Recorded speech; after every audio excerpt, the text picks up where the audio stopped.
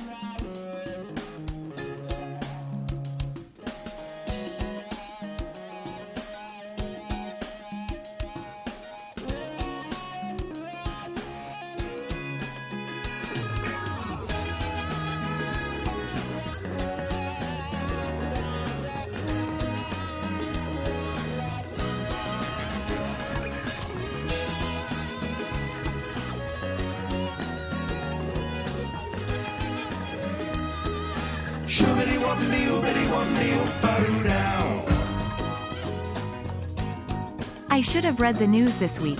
Oh well.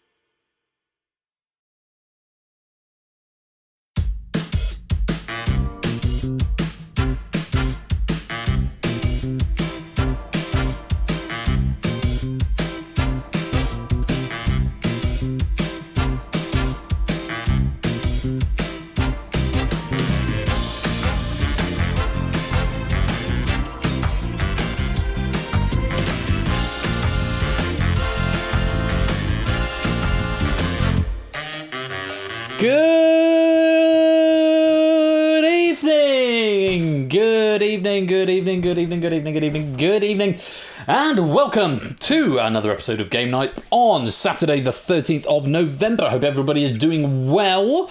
Congratulations to Toot, Lupine and Oni on a perfect game of the warm-up, and very many congratulations to Lovely Study? I think it was Lovely Study as the winners of the game. I still need to integrate pennies with that formally, but at the moment it's just 50 pennies each to the best score, or whatever number I decide in the moment. But yeah, tonight it was 50 pennies to each of the high scorers. So yeah, congratulations to you. Hope you had fun with that. Warm-up coming up sort of once a month at the moment, because I write a current affairs round for my IRL pub quiz every week of 5 questions with multiple choice. So it sort of writes itself in a way after a few weeks have gone by. So yeah.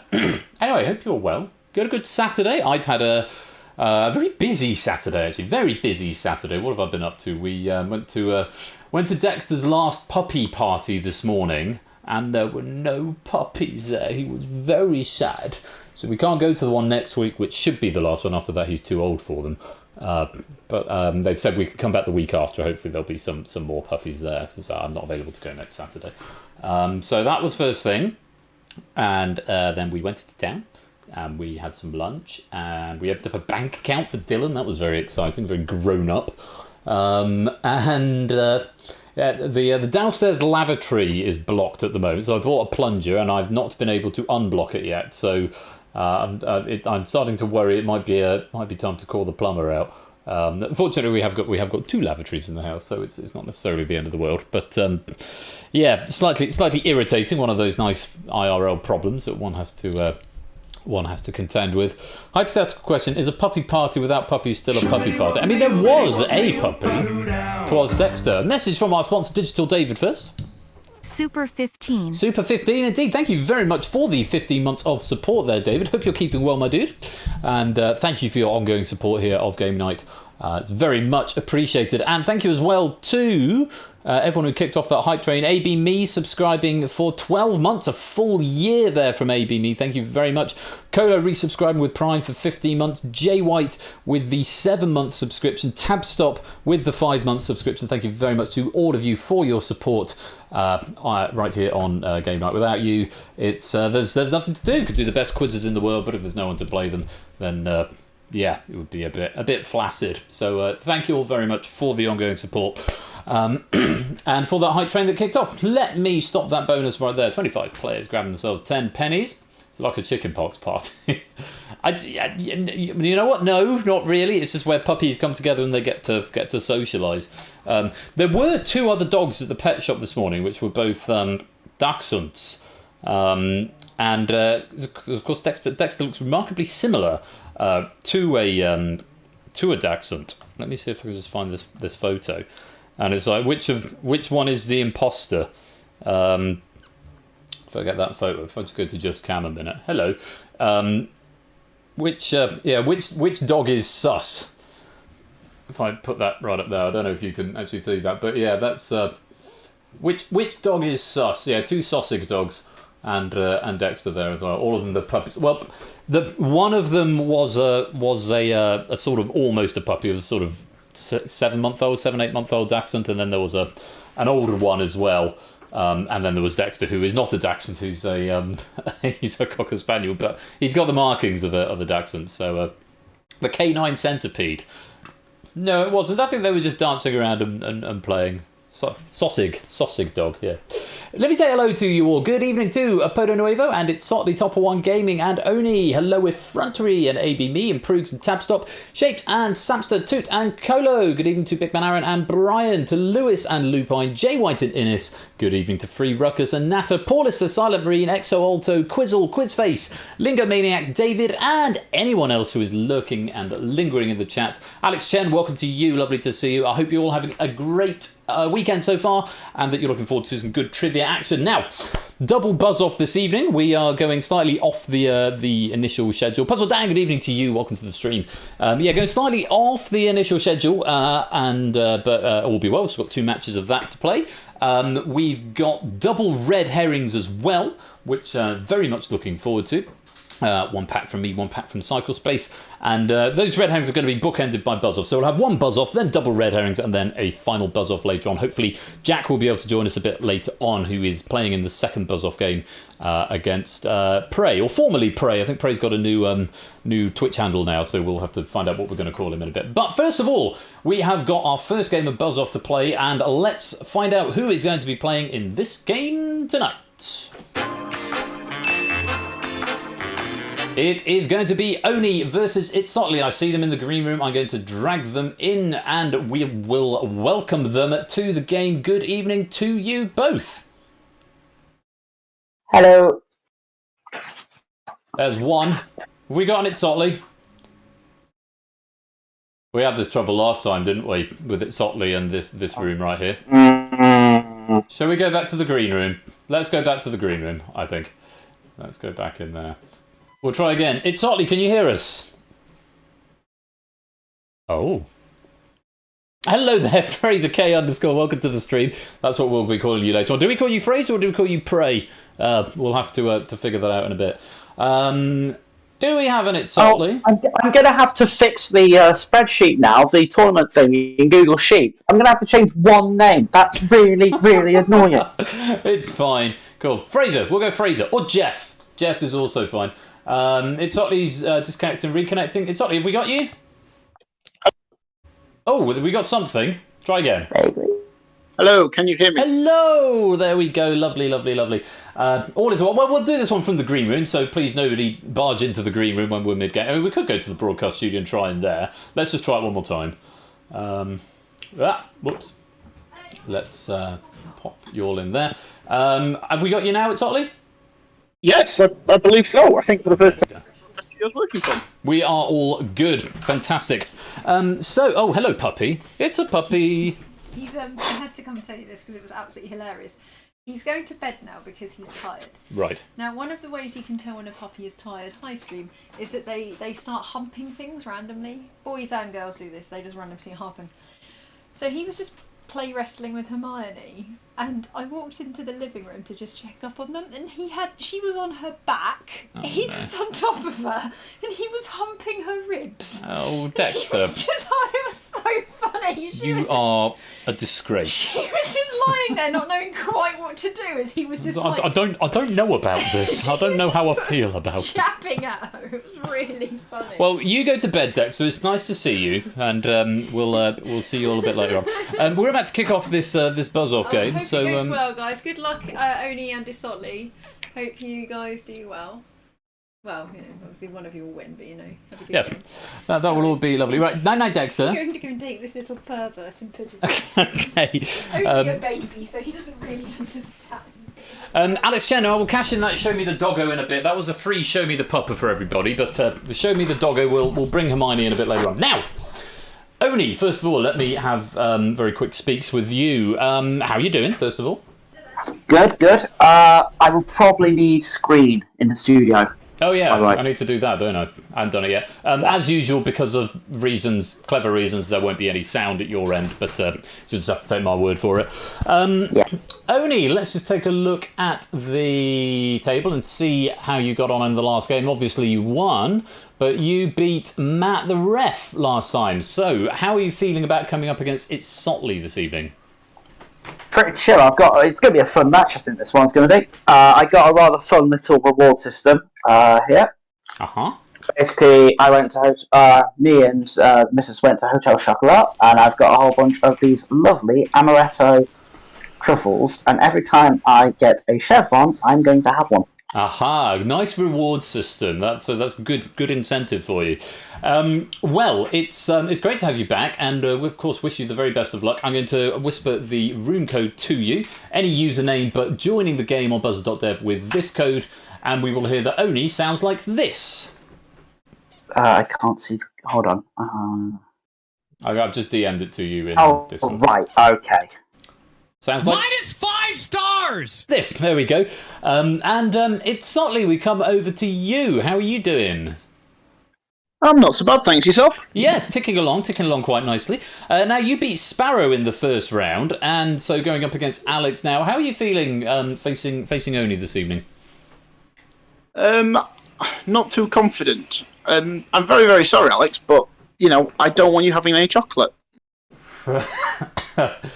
Not too confident, but it certainly does not want you to have any chocolate, Oni, so he's going to be trying to take on this. Have you got a reward system, Liam, in place? No, to be honest, I probably should. The inherent reward of being in the quarterfinals, if you get enough of them, I suppose. Yes, I'm going to hope so. Well, I'm already on a high because we managed to build a wardrobe today. Ah, Poggity fuck indeed. Yes, well done. Love that. We do so much flat pack recently, but was it flat pack wardrobe, or was reassembling an antique? No, flat. Okay. It's I sort of like it and I don't. I don't like the idea of doing it. Thanks, Topper. I don't like the idea of flat pack, but when I get into it, I end up enjoying it more than I think I will. So I've done a couple of bookcases recently, which have been identical looking bookcases, but completely different assembly instructions. So that's been fun. Anyway, best of luck to you tonight. It's Sotley, and if you'd like to go to buzzer.dev, any username and type in this room code that I've just sent you, we'll hear that It's Sotley sounds like this. For Yorkshire! Yes, indeed, we are for Yorkshire, and it is going to be -5 stars versus for Yorkshire, Oni versus I did Sotley. toy with the idea of sending me shouting, for Derbyshire! That would have been a Derbyshire-Yorkshire derby, so to speak, a Derbyshire derby. For a place in the quarterfinals, it is going to be Oni versus Sotley, and we've got a Podo Nuevo to thank for this pack. A very, very nice pack it is indeed. Should give both players a decent run for their money. If you want to contribute to the game, remember, I will pick my favourite title at the end. So if you whisper to the bot an example of a title, for example, ! My title here, something like that, to Persephone's Twitch bot, then I will anonymise it. I won't see who wrote it, but I will see a big list of all the recommended titles. If you see something amusing or meme-worthy happening during the stream, do recommend it there, and then I will pick my favourite at the end. I've got a few coming in already, which is good to see. So if something amusing happens, that's where it needs to go. So best of luck to both of you. Let's go to round number 1. Round 1 is the Trivia Surge. You both played before, so you both know the drill, but for those of you who haven't seen before, you'll be shown a category and a word search grid, 12 by 12. Hidden within that word search grid, there are 5 words that fill that category. First to find 3 wins a point. First to 2 points wins the chevron. Along the way, the letters will be removed gradually from the grid to make it slightly easier to see what should be there and what shouldn't be there. If you buzz in and are wrong, you are frozen out for 10 seconds, giving your opponent some free thinking time. Additionally, if one of you goes ahead at any point, you put a global time onto your opponent, global clock onto your opponent of 30 seconds, which they can stop if they tie up the score, but if they run out of time, then they lose the point and it defaults to the player who was ahead. Just helps to keep things choppy. So, very best of luck to you both. Hopefully you can both see the screen. And please do wait for me to confirm who has buzzed in case there's a pseudo-simultaneous buzz and I need to refer to the log and switch over the player. Because, of course, if both of you get a buzz logged at the same time, say Oni buzz first and then it's Sotley, the game will register as it's Sotley as the latest player to buzz, and I'll need to manually flip it around to the player who actually buzzed first, which would be Oni in that case. So, just wait for me to confirm who has buzzed before saying your answer. Good luck! Let's go to the first trivia search board, and the category is birds. It's Sotley not wasting any time. What have you seen? Puffin. Puffin is there. Only your clock's on. 4 to go. -5 stars! And Alex to hopefully tie up. Macaw. Macaw is there. Good spot. So that's 1 apiece. You've stopped your clock. It's Sotley right back in, though, with another one. Cormorant. Cormorant is also there. Very nice. Only your clock's back on. 2 to find. As Quizface is saying, we just don't know. But half your time, Alex. 15 seconds to find one and stop the clock. But it Sotley could win the point with this answer. What have you seen? Nuthatch. Nuthatch. Good answer. It is there. And with that, you have won the first point. Nicely done. Anyone spotting the last one there? No. No. The missing answer was Shrew. kestrel. Kestrel. Shrew is not a bird. I think it's a rodent, which would make it a mammal. Kestrel, it was there backwards, but there we go. It's already taken the first point. Let's go to the second board. The category is Canadian Football League teams. Something a bit different. -5 stars! Only's first to buzz. Argonauts. Argonauts is there. Good spot. It's Sotley, your clock's on. For Yorkshire! And to stop the clock and tie it up, what have you seen? Luettes. One more time. Luettes. Not the right answer, I'm afraid. You are frozen out for 10 seconds. -5 stars! Oni. Tiger cats. Tiger Cat is there. You're 2 ahead. -5 stars! And to take the round, Oni, what have you seen? I'm sorry, is it alouettes? I'm afraid, yes, it is Alouettes. You were 1 letter out, but the precedent has been set in previous games at Sotley. I couldn't allow Alouettes. It was Alouettes, which is why I asked you to repeat it there. 3 in a row there, only taking that point. Either of you spotting the other 2? Is it red black? Yeah, Red Blacks is one of them. And Rough Riders. Rough Riders, well spotted, yes, down there going in parallel, Rough Riders and Red Blacks. Only taking that second point, making it 1-1, which I'm really glad because this third round is absolutely awesome. Category is M. What?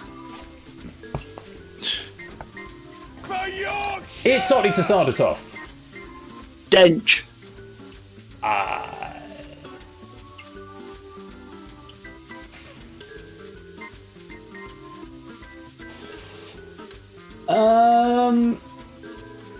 On the grounds that that is technically correct, I am going to allow it. It is a slightly longer word phrase than that, but Dench is technically correct. I'm going to allow it on this occasion. It's Judi Dench. It's the full answer, but yes, I think that's an acceptable response there. It was a correct answer, and it didn't feel right to freeze you out. Only your clock is on here. -5 stars. Yes, Alex, to tie it up. Bison. Bison, well spotted, as in M. Bison from Street Fighter 2. And it's Sotley, we're wanting to pull back ahead again here. What have you seen? Monsieur. One more time. Monsieur. Spell it for me. Monsieur. Monsieur, yes. Monsieur will also -5 do. stars. Monsieur is correct. Only buzzing right back, though. What have you seen? 1,000. 1,000, yes, as in the Latin Roman numeral for 1,000 is M. One more in there. One more M up there. And it's Sotley. You think you've seen it? Medium. Medium. Yes, that is the missing M up there. Very well played. So we've got Judi Dench, M from Bond. Monsieur, the French, abbreviated to M in what's the word? What's the word called for Mr. and Mrs. and M? And is it it's not salutations. It's that, anyway. The abbreviation of honorific. Thank you, Shapes. That's the posh word I was after. Honorific. M medium size. M Bison, as in Street Fighter, and M the Roman for 1,000. Pretty close game, coming right down to the final point there. But it's Sotley who takes the second point and takes that first chevron. And we get the double whoosh there because Sotley on the green podium is going to take that first chevron. Very close game and an arguably contentious one. The reason, just to go back over there, if I disallowed Dench, and having spent already so long deliberating on it, that would have been remarkably unfair and would have basically been 3 point over to Oni. And I felt it was close enough, even though it wasn't the full answer. It felt as it was an acceptable answer that was kind of the right answer. If I'd marked it wrong, then it would have just been who can buzz fastest on the next one, which would have been Oni because it Sotley would have had an auto lockout. So just to explain my ruling on that, and hopefully that is an acceptable ruling by all parties. So it's Sotley with the early lead, 5 plays 4, but still plenty of points to go and plenty of games to go. Let's go on to round number 2. I'm still having a truffle anyway. Bolt to the system. Having a truffle anyway. Don't blame you. Oh, that's so good. Round 2 is the auction house. You'll be shown a category and you need to bid either 1, 2 or 3 on how many things in that category you think you can name. And then your opponent has an opportunity to outbid you, +1, +2, +3, or they can challenge you to name all the ones that you've bid on. If they challenge you, you then have to name them by typing them into the box one at a time. You've got about 20 seconds for each. If you manage to name all the ones that you've bid for, then you get a point. First to 2 points wins the chevron. However, if you do not manage to name them all, then your opponent will get the point. And again, first to 2 points wins the chevron. It is as simple as that. So it's a game of tactics. How much do you know compared to how much do you think your opponent does not know? It's going to be a game of bluffing as well, potentially on the bidding. Is your opponent bidding really high? Do you think they know them? Can you outname them? Lots of things to think about. Let's go to category number 1 in the auction house, which is guest hosts of Jeopardy, January to August 2021. Only you are going to be opening the bidding. Would you like to start with 1, 2, or 3? I'm going to start with 2. We're starting with 2, okay. Put 2 on the board. It's not really a chance to outbid, +1, +2, +3, or you can challenge Oni to name those 2. +2. We're going +2, up to a total of 4. Oni, back to you, +1, +2, +3, or a challenge? Yeah, challenge. A challenge, okay, it's been set down. It's Otley. 4 of the guest hosts of Jeopardy, January to August 2021. Type them into the box. And you can go one at a time and then buzz to lock them in. We're starting with Ken Jennings. Ken Jennings. Did he guest host Jeopardy from January to August this year? Yes, he did. 3 more to go.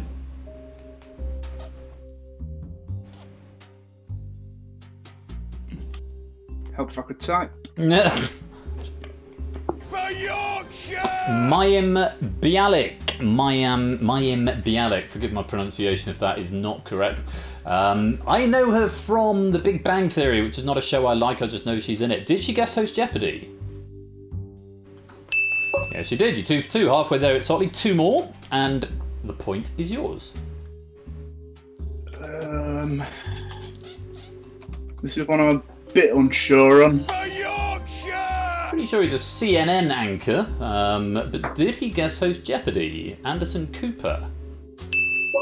Certainly did. 1 more, and the point is yours. For Yorkshire! Dr. Oz. Dr. Oz. Did Dr. Oz guest host Jeopardy? Good enough to me. Dr. Mehmet Oz was a correct answer, and you have got your 4 and you've got your point. Very well played. Other answers up there you could have had. Only, did you know any more out of interest? I would have only known 4. I would have had Mike Richards instead of Anderson Cooper. Mike Richards is also a correct answer. It's Otley, could you have gone any more? That's who it is. It's not. I kept thinking Alex Richards. I'm like, no, that's not him. That's Odie. No, I'm many times worse. Few answers coming in from chat. Mike Richards. Mike Richards. Aaron Rodgers was the correct answer. Buzzy Cohen was the correct answer. Full list of other answers: Aaron Rodgers, Bill Whitaker, Buzzy Cohen, David Faber, Dr. Sanjay Gupta. 2's coming in now: Buck Gupta, Guthrie, and Kurik. Yes, Dr. Sanjay Gupta, George Stephanopoulos, Joe Buck, Katie Kurik, LeVar Burton, Mike Richards, Robin Roberts, and Savannah Guthrie. Those were your answers you could have had. It's Otley taking that first point. Let's go on to board number 2. The category is the first 12 odd numbers in the Fibonacci series. Oni, you're opening the bidding. Would you like to start with 1, 2, or 3? 3. You're starting with 3, okay. Maths teacher, it's Otley. +1, +2, +3, or a challenge? I knew you'd bring that up. +1. +1, we're going up to 4. Odie, any more for any more? +3. We're going +3, we're up to 7. It's Otley. +1, +2, +3, or challenge? Oh no, I just forgot to that. What's it going to be? +1. +1. We're up to 8 of the first 12 odd numbers in the Fibonacci series. Oni, any more for any more? +1.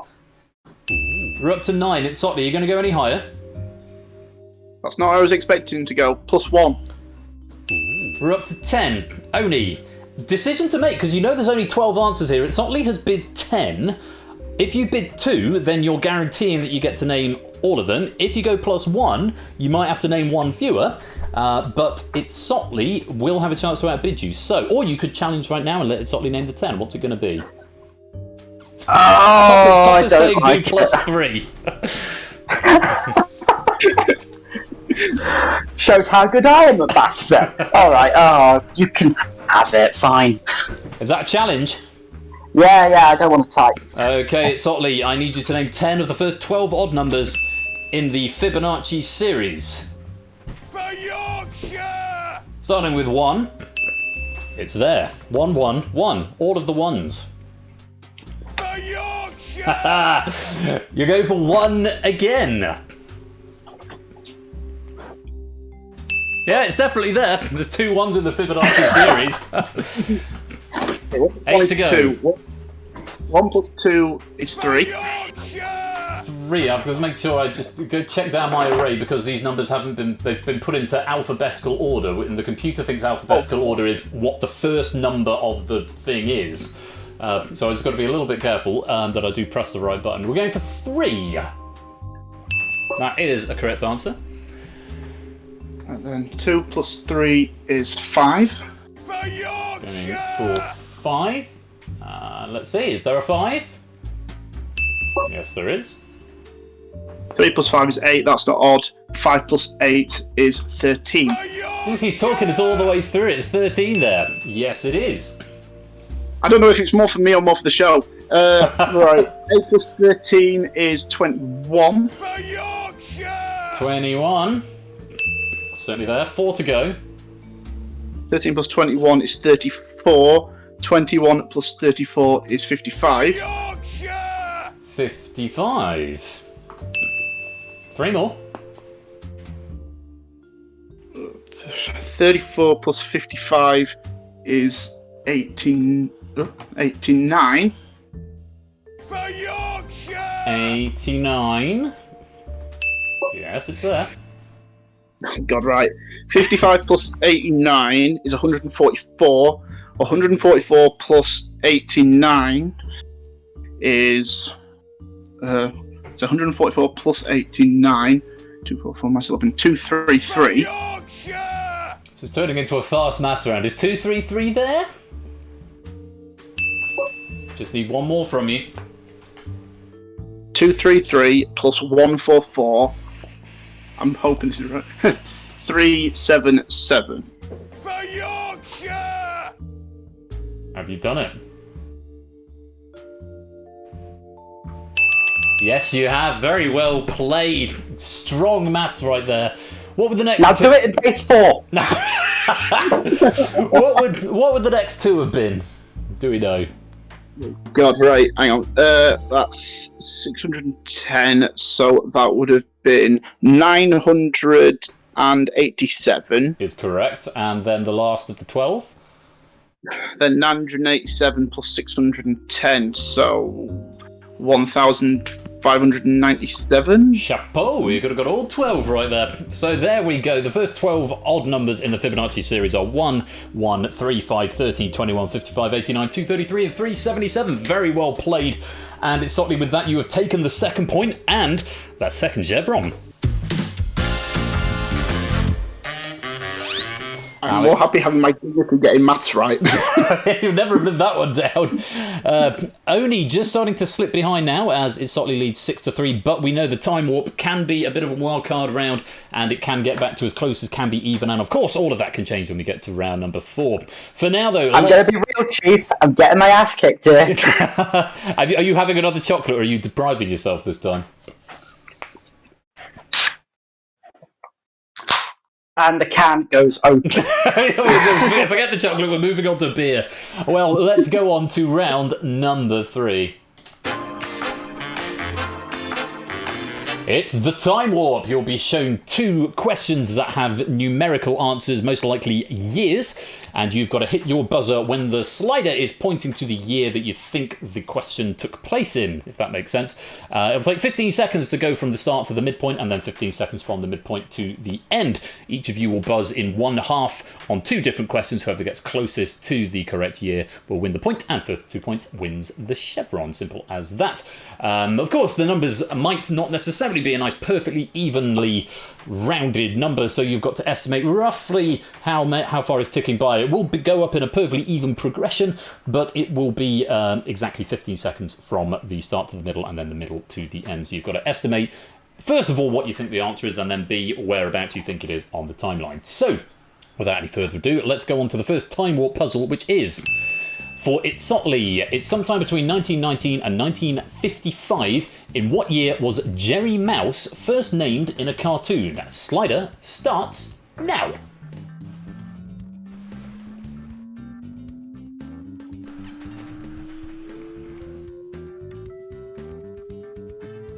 For Yorkshire!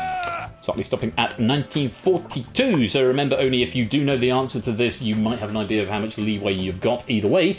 For you, between 1955 and 1991, we want to know in what year was the first patent for a computer mouse filed? Slider starts now. -5 stars! 1966, certainly the year England won the World Cup. Was it when the first patent for a computer mouse was filed? Let's find out. The correct answers are... Look at that. We have not seen anything closer than that before. Both of you 1 away. Jerry Mouse first named in cartoon in 1941, so just 1 year out with 1942, one late. And as to the first patent for a computer mouse was 1967, one early from Oni. That has never happened. I think we might have seen a tie once before, but certainly not as close as all that. It does. It happened with me and Matt. I think we were 2 away though. We were 2 away that time. So next time, Oni, if you get through to the next round, you'll both be dead on. next time, you funny man. Well, it does mean that nobody gets the point on this occasion, and if you win 1 each out of the next 2 puzzles, it means we definitely will be seeing 3. Then no one will win the chevron. It's a rare occurrence for that to happen, but it can happen. So let's do away with that. No points being awarded there. Both 1 away. Go on to the next one, and Oni, it's for you. According to Guinness World Records, how heavy was the largest recorded cantaloupe melon in kilograms, rounded to the nearest kilogram? It's somewhere between 12 and 98, and your slider starts now. Apologies for the text message just slightly going over the window there. I like melon. That has nothing to do with the question. I really don't like melons. So we're going to get 66. 66. That's the second time we go for 66 in a row. You think the largest cantaloupe melon was 66 kilograms. So, it's Otley, for you, sometime between 98 or something between 98 and 184. We want to know, according to Guinness World Records, how heavy was the largest recorded watermelon in kilograms, rounded to the nearest kilogram? Slider starts now. It can't be that heavy, surely. 116 is where you are stopping. Let's find out who was closest. The correct answers are... It was quite a lot heavier than that. It was still pretty close between you, but a little bit further out, only 36 away. A little bit too heavy. Yes, the largest melon was 30 kilos. The largest watermelon, 159 kilos. 43 away, just 7 between you, but Oni was closer there. So it is going to come down to this one. If it's a tie again, or if Oni gets closer, then Oni is going to take the round.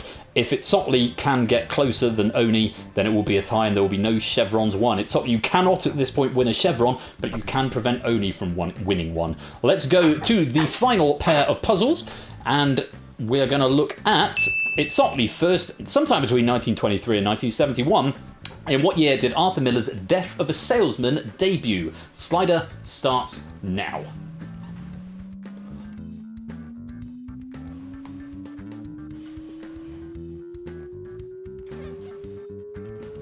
For Yorkshire! 1954, you're thinking. Okay, and for you, Oni, in what year did advertising star Billy Mays die? Sometime between 1971 and 2019, and your slider starts now. I think I know the year exactly here.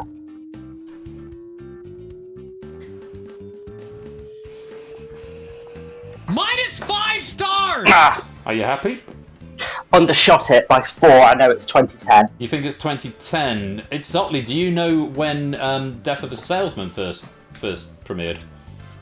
I think I've overshot. I thought it was sometime in late 40s. Could be wrong though. Let's find out. The correct answers are... We weren't a million miles away. It was 2009 when Billy Mays died, so 3 away there, Oni. Death of a Salesman, early 40s, very early 40s, 1940 actually, 14 away. So it does mean after 3 Time Warp boards, Oni has taken 2 points and is going to take back one of those chevrons.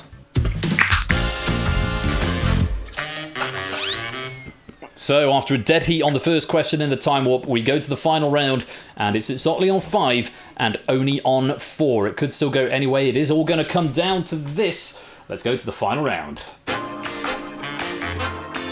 The beer's working! That was the secret all along. Round 4 is called On the Buzzer, and yes, a very close game here, Puzzle Dan. All that happens here is that you will be shown a series of clues that all have something in common. All you've got to do is buzz when you know what I'm talking about. If you buzz and are incorrect, you're frozen out for 3 clues, thus giving your opponent some free information. Whoever buzzes in and gives me the correct answer first will be given a chevron outright.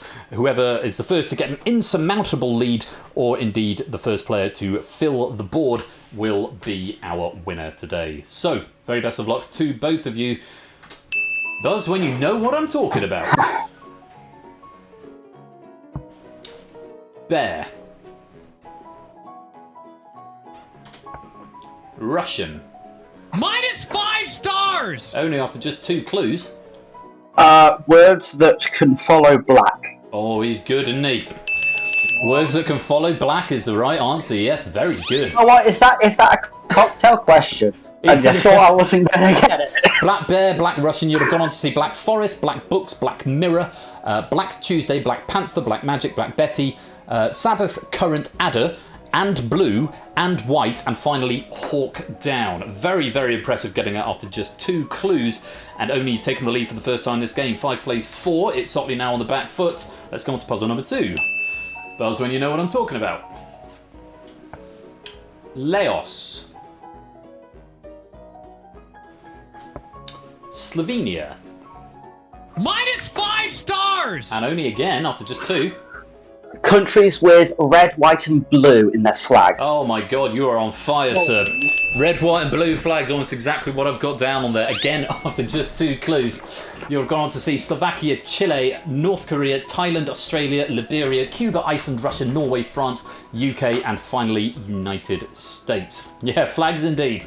So, only pressing his advantage now, really getting into some momentum. 6 plays 3, let's go on. It's a match point, so only if you get this one, that's an insurmountable lead, and you will have won the game. Buzz when you know what I'm talking about. And welcome, Lady Oni. 7S on a C. 3W on a B. 32D in M. -5 stars! Oni. They have one more than they should. Oh, you're just too good at this, yes. Word equations plus God, 1 is absolutely the right answer. Yes, so I think that's... I'm so sorry, man. So that should have been 6S on a C. I can't remember what they are. 32, so that should have been 31 The days one I in a got month. was 3W on a B, so that'd be 3 wheels on a bike. 3 wheels on a bike. So you've got just a few. 5Q in a D, which presumably is 4 queens in a deck. 367D in a LY, 366 days in a leap year. 61M in an H, 61 minutes in an hour. That is phenomenal play there, Oni, and it does mean after a bit of a slow start, you have fought back and you are tonight's winner. I will dedicate my win to the Carling Brewery of Burton-on-Trent. Oh, thank you very much. My hometown. Quarters in a dollar would also work there, Shapes. Yes, queens in a deck, quarters in a dollar, both are valid. It's Sotley. Oh, my dude. It was going so well. Yeah, and then we got rid of the maths. Peaked at Fibonacci. That was unplayable in the last round, Donny. That was just wow. Just absolutely a terrific performance, has to be said. But you've been a smashing contestant this You've given us some really wonderful gameplay, some really great answers. We're sad to lose you, but unfortunately that does have to be one winner and one person has to go home. But have you enjoyed yourself in the tournament? Oh, it's been delightful. Wonderful. Best of luck. Well, hopefully we'll see you soon. I'm so sorry. Quick message from our sponsor, Joe Has No Talent. Congrats, Oni. Maybe give Otley a chance next time, He says, XD. congrats, Oni. Maybe give Otley a chance next time, XD. I mean, he gave him the first... I don't know if he gave him the first 2 rounds. The first 2 rounds, it's Otley was more than holding his own there, and then just Oni firing on all cylinders coming at the end. And hey, Oni, you are through to the next round. How are you feeling? What? Yeah, through to the next round. Right, I knew I was alright at the Only Connect style lateral thinking stuff, but when it's like that, I genuinely don't know what to think. Okay. Well, you've given us an absolute treat tonight and an absolute showcase in how to play that last round. Absolutely phenomenal. Do you know who it is you're going to be playing in the next round, in the quarterfinals? I don't think has it already been decided? Is it? I know that the fight is going to be between. Oh, it's going to be between Claire and Clive, isn't it? Indeed, either going to be Claire or Clive. Clive, who we know as our long-term quizzer, very strong player, and Claire, of course, currently featuring on IRL Only Connect, proven herself in the community as well. So whoever wins that is going to be facing you, Alex, in the quarterfinals, and we look forward to seeing you there. To both of you, though, sorry, go on. If it is Claire, we both have wrestling buzzers. So that's good. That is good. So that's sort of poetic, I suppose. And we'll have to see who it's going to be. So do stay tuned in. We'll find the resolution of that match in the next week or so, I'm sure. It's been smashing having both of you here. It's certainly we hate to lose you, but commiserations and thanks for playing. And Oni, we will see you in the quarterfinals. To both of you, thank you very much, and do stick around for the rest of the evening. Thank you very much. A pleasure. Bonsoir. Take care and speak to you soon. I shall pop you back into the green room. Alrighty. So, tremendous performances from both players there. Absolutely sublime, but it is Oni who emerges victorious at the end of that. And need to say a special word of thank you as well to Apodo Nuevo for their second pack for this game. Lovely little pack. Let's give you the 50 pennies and the author bonus there. Apodo, thank you for a pack of Buzz Off. Really good fun. And that's not it for Buzz Off. Buzz Off will be back a little bit later on with another 2 players in this second round stage. And that's going to be with a pack from the Lupine one. Very, very nice pack indeed. We look forward to seeing that. But before we get back to Buzz Off, we're going to have a couple of games of Red Herrings. So I hope you're all ready and you've got your Red Herrings emotes all set and ready to go. It is mass multiplayer, it's everyone can play throughout, and the first game of Red Herrings is written by me, and I've done it the traditional way. I haven't just jumped the queue because I fancied it. I booked it weeks ago. I wrote it quite a few weeks ago. Very grateful to Sampster, who has proofed this pack for us, and I do hope you enjoy it. Before we get there, I've got to pick a title. Oh my goodness me, that's a lot of titles. 1 + 2 is 3. Merry quizzes are we. I like that. I wish I hadn't read that out because that could have been a winner. I'm gonna not read them out unless I know I'm not picking them. Beer, it works. Ben is love, Ben is life. Oh, that's sweet. Billy Mays died for a chocolate truffle. I like that. Not we do live maths under pressure. He certainly can. Fibonacci for Yorkshire. We had the for Yorkshire gag last time. I like that one. Maybe not so much in yeah. Ben's putting his money where his pins are. He'd be saying poppity fuck. Probably. Insert pun that Ben doesn't understand here. 2d10 for Jeopardy host. Nice. Name the 12th Otley number in the Fibonacci series. That's quite nice. These are quite nice. Lots of variations on a theme there. Someone's just gone poggity fuck.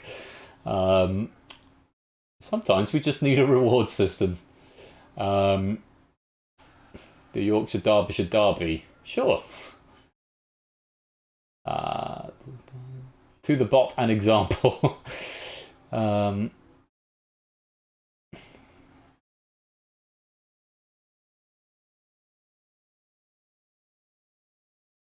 Okay. Quite a few good ones in there. I'm sort of coming back to that first one I read.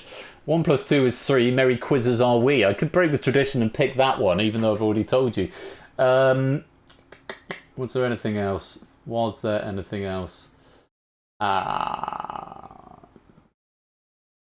amusing so far.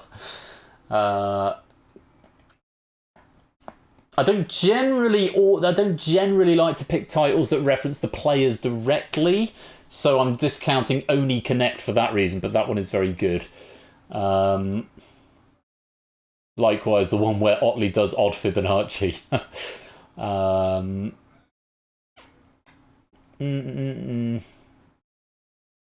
Ooh, there's too much choice. Let's go for final round sponsored by Pantone. I'm going to go for that. I know I've already said it, but I'm going to break with tradition because I can, and it's my game. I can do what I like. I really like it. It's the first one I read out, and more recognition for title runner-ups. Thing is, I've got like 40. Like literally, I've got 40 here. I can't read them all out. But maybe somewhere in the credits I could put them. Message from our sponsor, Oni. This stream is not sponsored by Hotel Chocolat. although my stomach is. Well, I hope you're enjoying your truffles, Odie. Congrats again, and thank you very much for the 100 bits.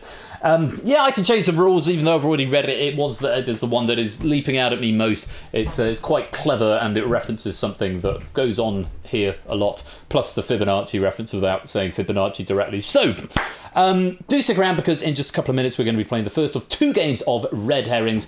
Congratulations again to Oni, and thank you all very much, because you have been watching 1 + 2 is 3. Merry quizzes are we. We're never gonna stop, 'cause we never get enough. We burn till we're out of time.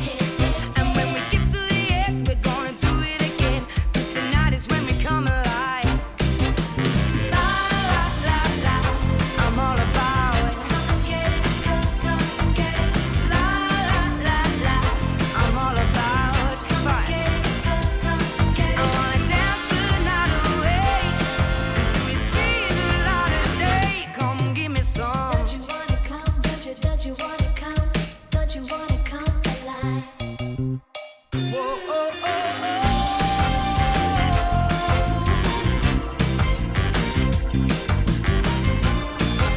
All about the fun.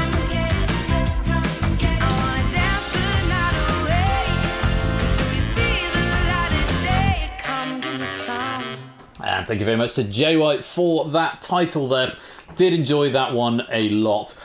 So don't go away, because in just a few short minutes we'll be right back with Red Herrings. First of 2 games of Red Herrings. Herrings 44 if you'd like a 10-penny bonus at this stage. And the first of these 2 packs is going to be written by me. So stay right there, or you've got time to grab yourself another drink. I'll be back in just a few minutes' time.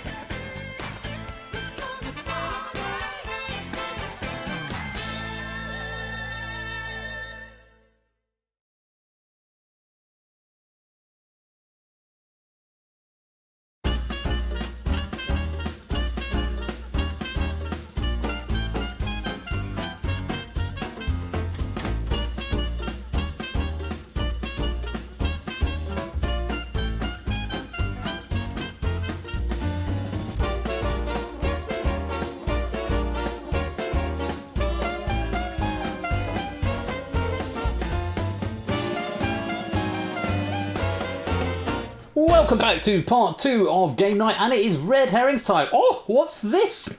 That's, if I get the balance right, what is this that's changed up here, I hear you ask? Yes, thank you very much. I can't remember who it was who suggested this. It might have been Silent Marine. Possibly. It might have been Tabstop. I genuinely can't remember. But thank you to whoever recommended... Yes, the tiny stats. Tiny stats. Yeah, dead herrings last time. The zombie herrings. Yes, they've come back to life. So a little bit of data above there. I spent this afternoon doing that because it was pointed out by Colo that we don't really need 3 chats on the screen. Because obviously you had a chat there.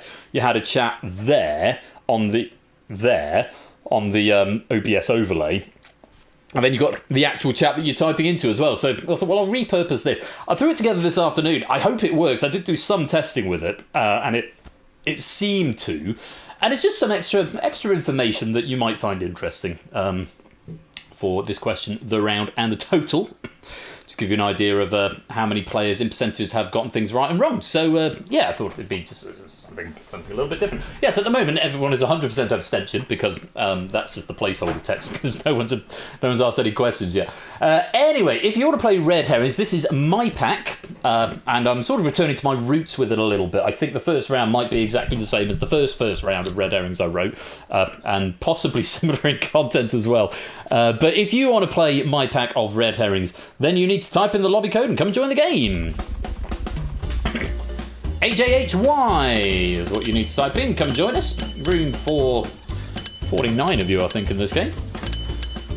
Welcome to our new people joining us. We've got Snoopy Looker. Hello to you. Joe, Calibrated Vision, Claire, Ash. Welcome to you all. Lovely to see you. Hope you're having a great weekend. Wait, don't go. Okay, the fart noises. Good Pokemon and Sonic questions. Actually, I don't know that there are.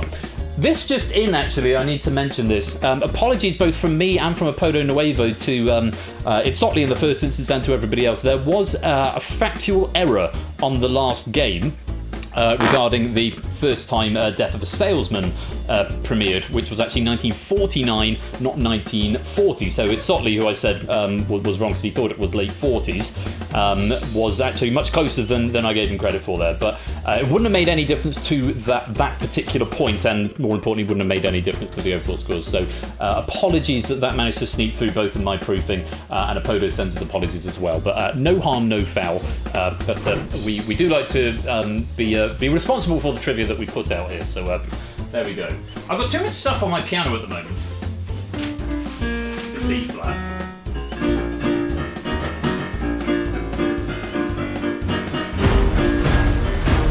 Oh, a great big noise. What can it mean? I have no phase 7. Thank you very much for the follow. I hope that you do. I hope that you do actually have a face. I have got 3 ukuleles downstairs, so 2 of them have got broken strings, and one of them is just a soprano ukulele, which is slightly tedious. We're going to party A, apparently, is the name of this track. How's the balance doing? I think it's probably about right. Looks like I'm at 60% there, which is probably fine. So, yes, this is my pack of Red Herrings. First of 2 games of Red Herrings we're playing tonight.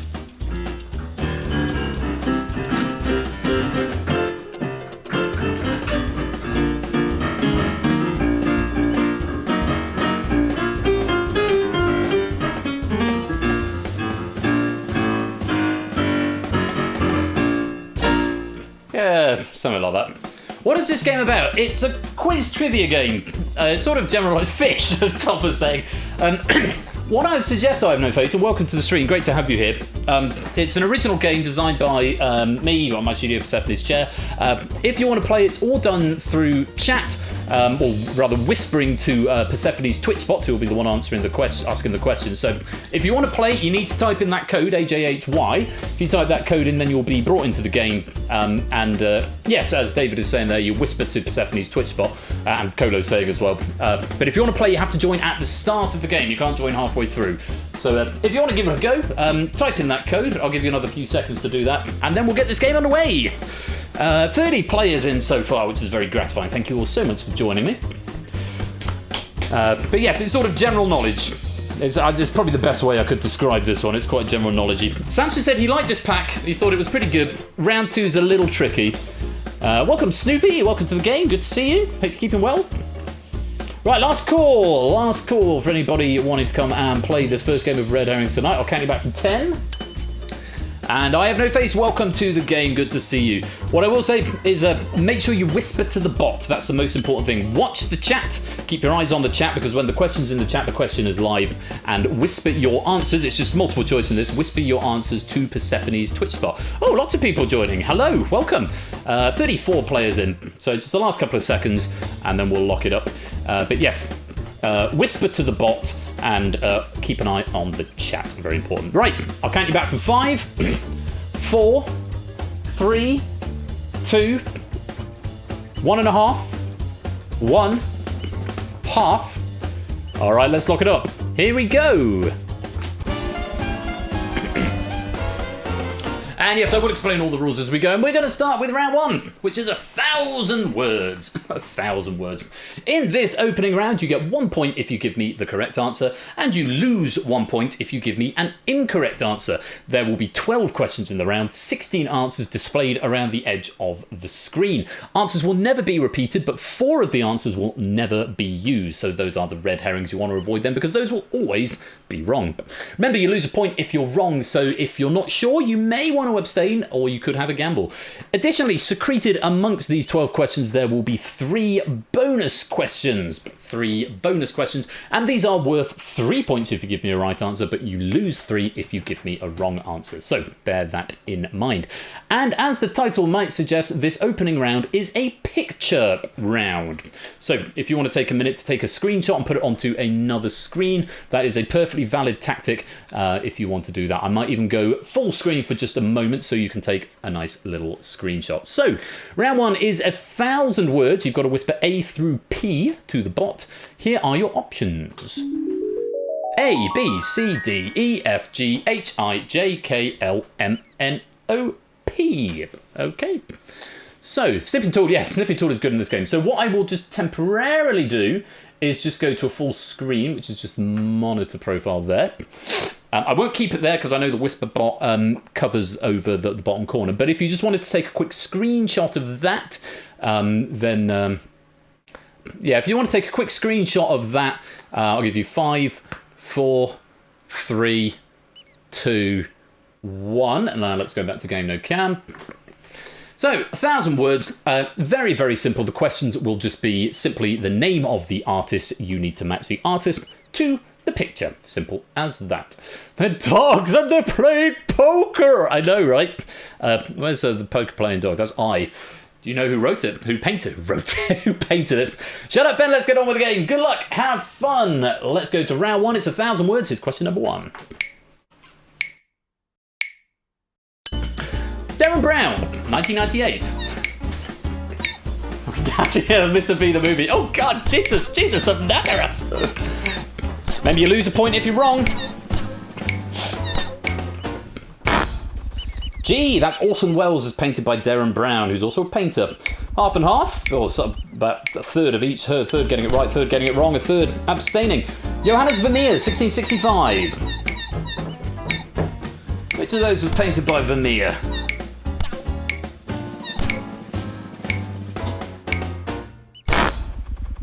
It's M, that's Girl with a Pearl Earring, painted by Johannes Vermeer. There is a little bonus if you manage to get 12 out of 12 on this round as well. And speaking of bonuses, here's the first bonus question. 3 points if you get this right, minus 3 if you're wrong. Here it is. Cassius Marcellus Coolidge, 1894. Use the years to help you out if you're not sure.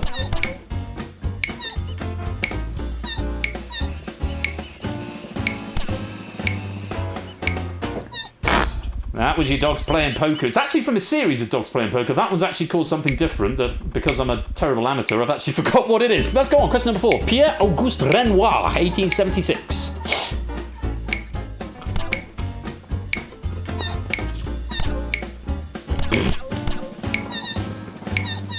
A few ums and ahs. It's a smattering of players there. It's O. That's Girl with a Watering Can. Girl with a Watering Can. On we go. James McNeill Whistler, 1871. Oh, look at those statistics go. I should refer to those statistics occasionally. 61% getting this one right. Yes, it's K. It's portrait and arrangement in grey and black, number 1. Portrait of the artist's mother, colloquially known as Whistler's mother. Number 6, Pierre Mondrian, 1929. Which of those is by Mondrian? Finally got one top of GG. Yes, it's the big squares. I think that's called Composition A or something. Pierre Mondrian. I used to have that on a T-shirt. F was what we wanted. Let's go on. Number 7, Vincent van Gogh, 1888.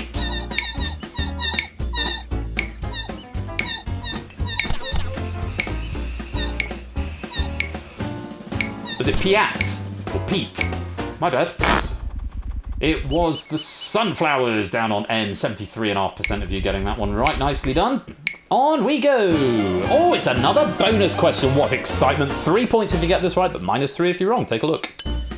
Caravaggio, circa 1598 to 1599, or possibly 1602. We just don't know. Which is by Caravaggio. Look at the paintings, look at the years. Can you work it out? Oh, a few penalties cropping in there. Yes, that is Judith Behead's Holofernes. It's used in one of my games, The Jigsaw House, by Caravaggio. D is what we're after. Number 9, Salvador Dali, 1946.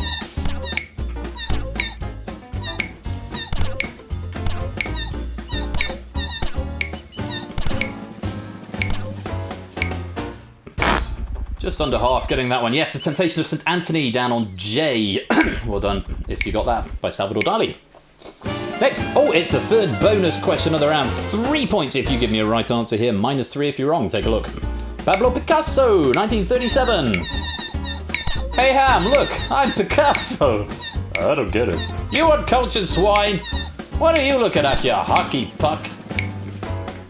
Strong question there, 82% getting B. Yes, Pablo Picasso. I can't remember the title of that one. Should have my citations open. Number 11, Jackson Pollock, 1952. Which of those is a Jackson Pollock?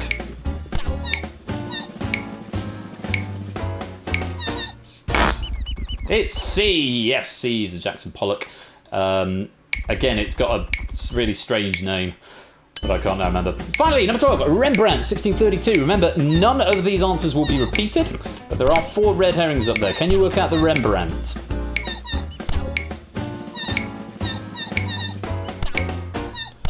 Well done if you got that. It was P. That is, I think it's called the autopsy or something. Let's take a look at the red herrings. A, E, H, and L. That's Mirror, Satan Devouring His Child, American Gothic, and Nighthawks, and that's the end of round 1. Can't remember the artist though. Weeping Woman, thank you to, that's the one. No bonus points going out on there, so everyone dropping at least one of them, but we have got, something else I've done. I've done a couple of things in this recently, including some changes to the final round I'll explain in a bit, but look, it no longer flashes, it just puts you there. Quizzle, Toot, and Innis are leading at the moment with 17. I haven't put it on the stream deck yet though, because I'm silly.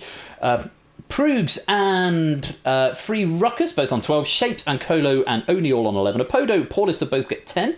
Tapstop and Lupine are on 9. Claire and Dogfish are on 8. Quizface and It's Otley are on 7. Energy, David, ADMe on 6. Big Marin and Calibrated Vision and Top are all on 5. Ash and Silent Marie on 4. Natters on 3. Jay White on 2.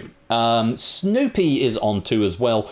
Currently on 0 start with the came with I Have No Face and Mark Effrontery and Joe Has No Talent on -4, Brian on -5, Matt on -9, and Fraser currently bringing up the rear on -10. But it isn't golf, I'm afraid, no. So a bit of work to do, but you can't lose points from this point onward.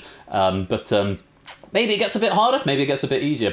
We can just look at the stats. So in that round, 50% of the questions were answered correctly, 16% were answered incorrectly, and there was a 33% abstention rate.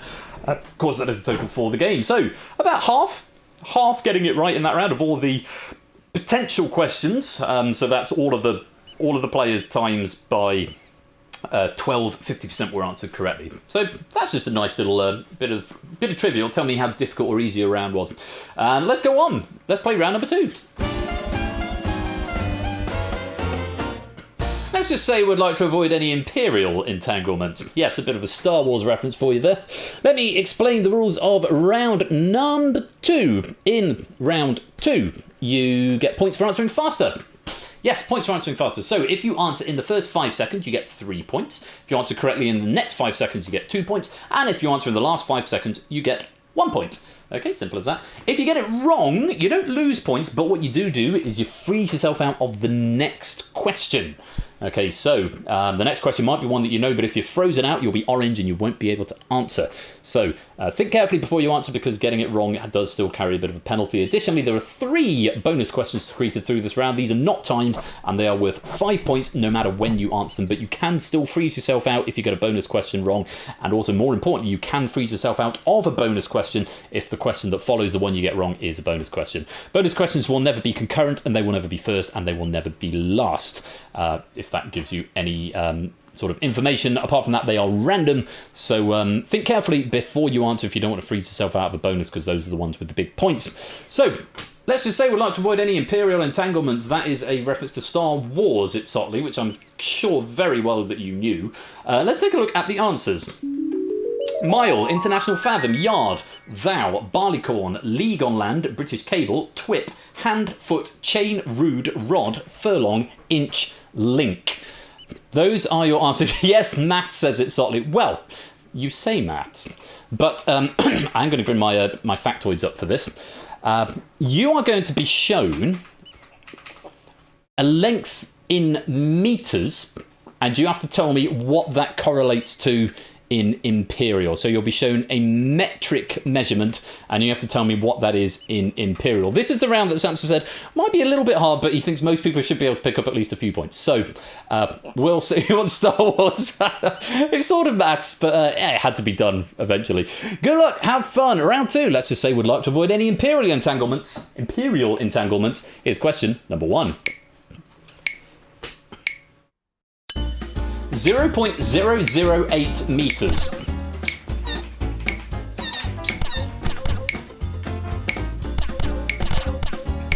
Couple of people getting this.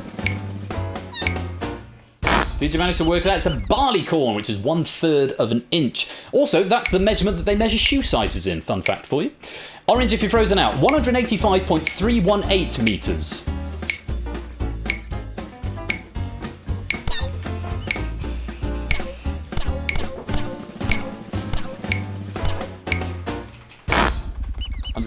That is a British cable. It's a maritime unit, 1/10 of a nautical mile. On we go to question 3. 5.029 meters.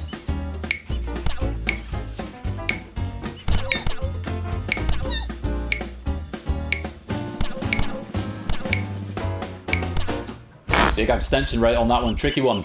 That's a rod, M, also called a pole or a perch, equal to 5.5 yards. First bonus question if you're frozen out of this one, bad luck, but 5 points if you can tell me the right answer to this. 0.201 meters.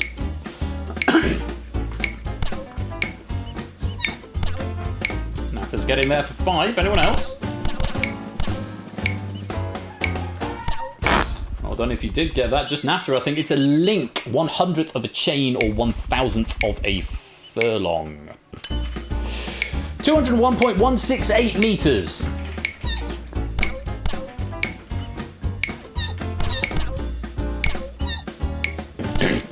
Sounds like we're getting the obscure ones out of the way at the beginning, maybe. Well done if you got that. That is a furlong, which is 10 chains. Bear in mind the factoids I'm giving, they could come in useful later on. 4,828.032 meters.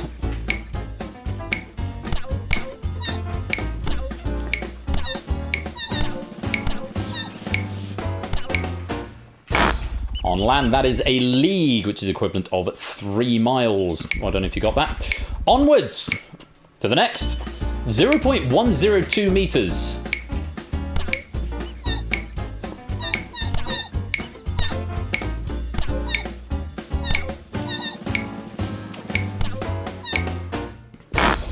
Well, if you got that, it's eye, a hand, used to measure horses. It's 1/3 of a foot.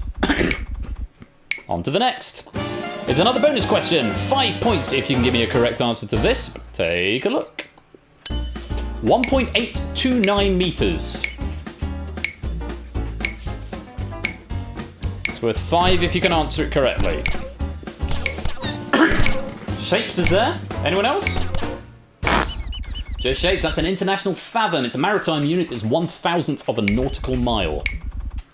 Next question. It's number 9. 0.305 metres.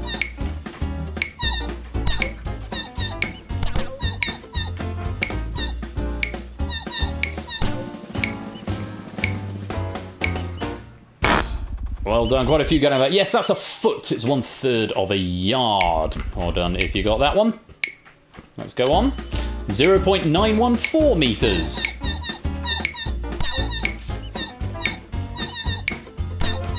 Who's been paying attention? I may have just given you the answer to that one. That one is a yard. Sea yard. This was defined exactly in 1959 and has not changed since. On we go. Last bonus question of the round. 5 points if you get this. Only in Silent Marine Frozen Out. Take a look for 5 points. 1,609.344 metres.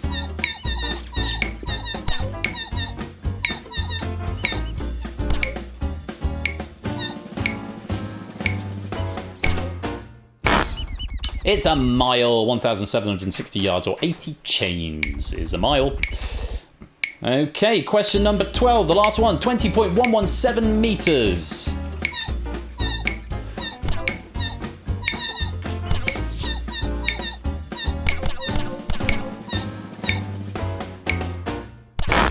Well done if you got that. It's a chain, which is 100 links, 4 rods, or 1/10 of a furlong.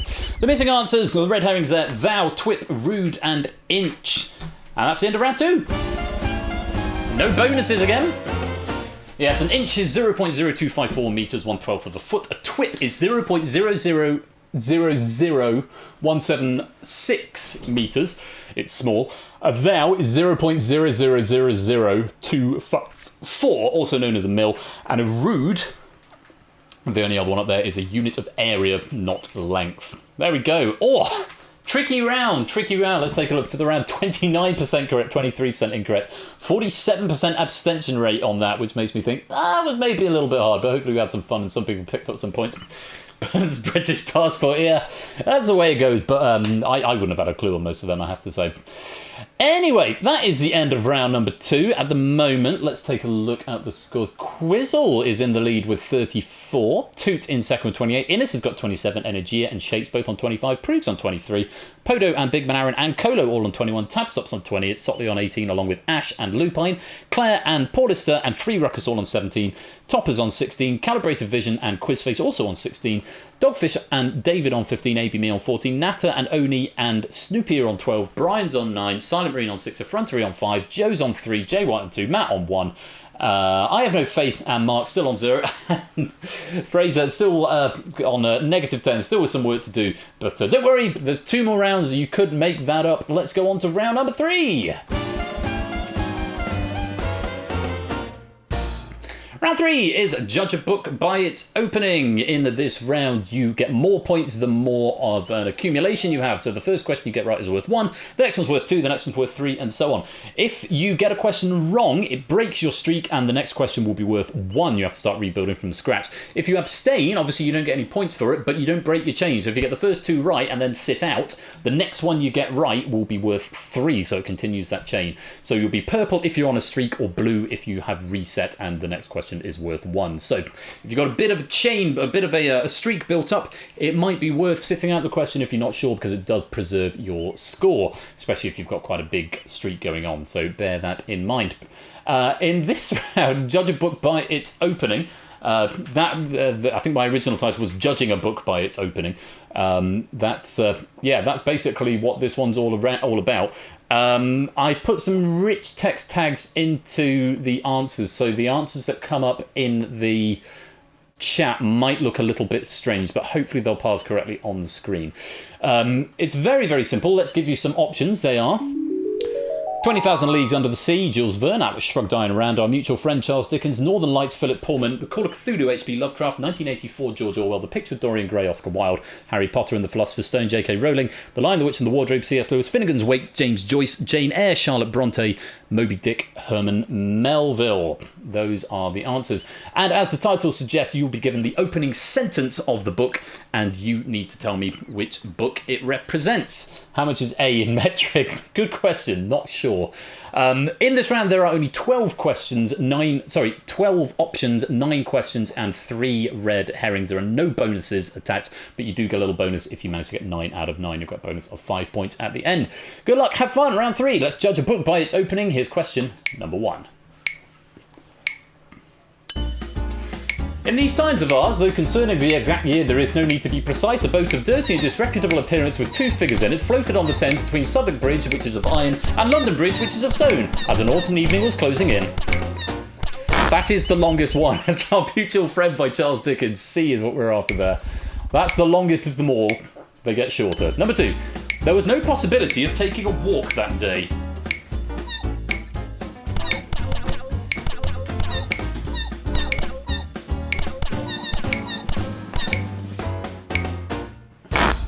The mixed bag there. That's Jane Eyre by Charlotte Bronte. Well done if you got that one. Purple if you're on a streak, blue if you're not. Here's question 3. River run past Eve and Adams from Swerve of Shore to Bend of Bray brings us by a commodious vicus of recirculation back to Howth Castle and environs. That is not a typo, it is a lowercase r at the beginning. Should be a bit of a clue for you maybe. It's the most ridiculous book ever written. J. Finnegan's Wake by James Joyce. Appropriate there on J. Yeah, run-on sentence, ... Number 4. The most merciful thing in the world, I think, is the inability of the human mind to correlate all its contents.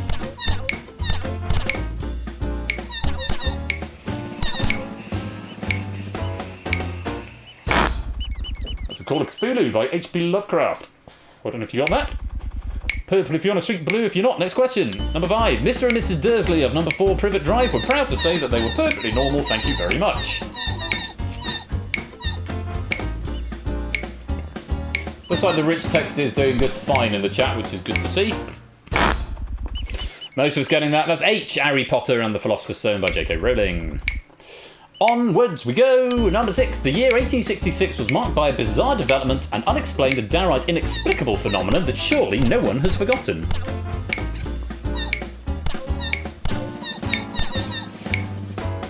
Do we know? Do we know? That's 20,000 Leagues Under the Sea by Jules Verne. Onwards and forwards. Next question. Who is John Galt?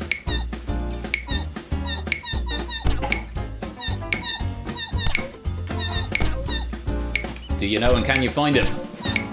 One of the more famous openings in classic literature. That's Atlas Shrugged by Ayn Rand, who's an arsehole. Maybe I've not read it. I have to. I have a copy, but I've never read it. Number 8. Once there were 4 children whose names were Peter, Susan, Edmund, and Lucy.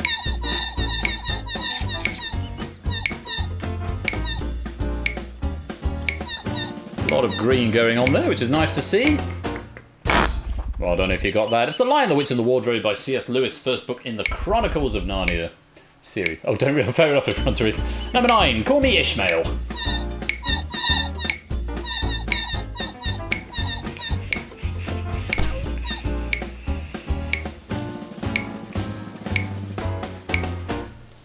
That is L. Moby Family Friendly by Herman Melville. Let's reveal the red herrings. Northern Lights by Philip Pullman. 1984 by George Orwell. And The Picture of Dorian Gray by Oscar Wilde. That's the end of round 3.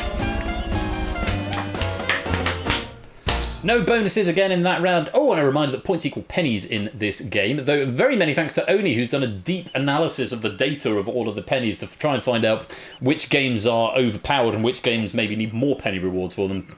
Upset to have got the Iron Ran one so quickly. Oh, it's quite a famous opening. I mean, I'm very well aware of the book because I played Bioshock, but I've not actually read it myself. Iron Ran sucks.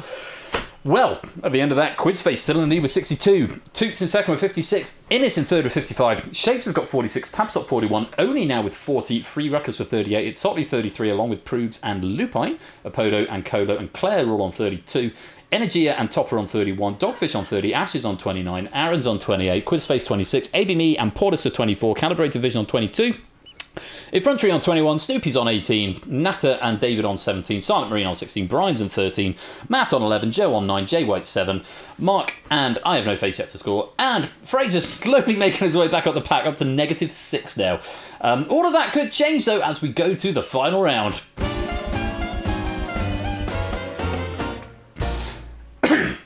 The final round is the idiomatic zoo. I'll explain more about that in a minute, but the input for this round is whispering to the bot. You need to whisper exactly 4 characters like that, but to the bot, not in public chat. A, B, C, D, E, F. Exactly 4 with no repeats, no commas, spaces, full stops or anything like that, otherwise it won't parse correctly. If you put any repeated characters, you'll automatically give them 0. And you've got to find the exact things, exactly 6, yes, exactly 6.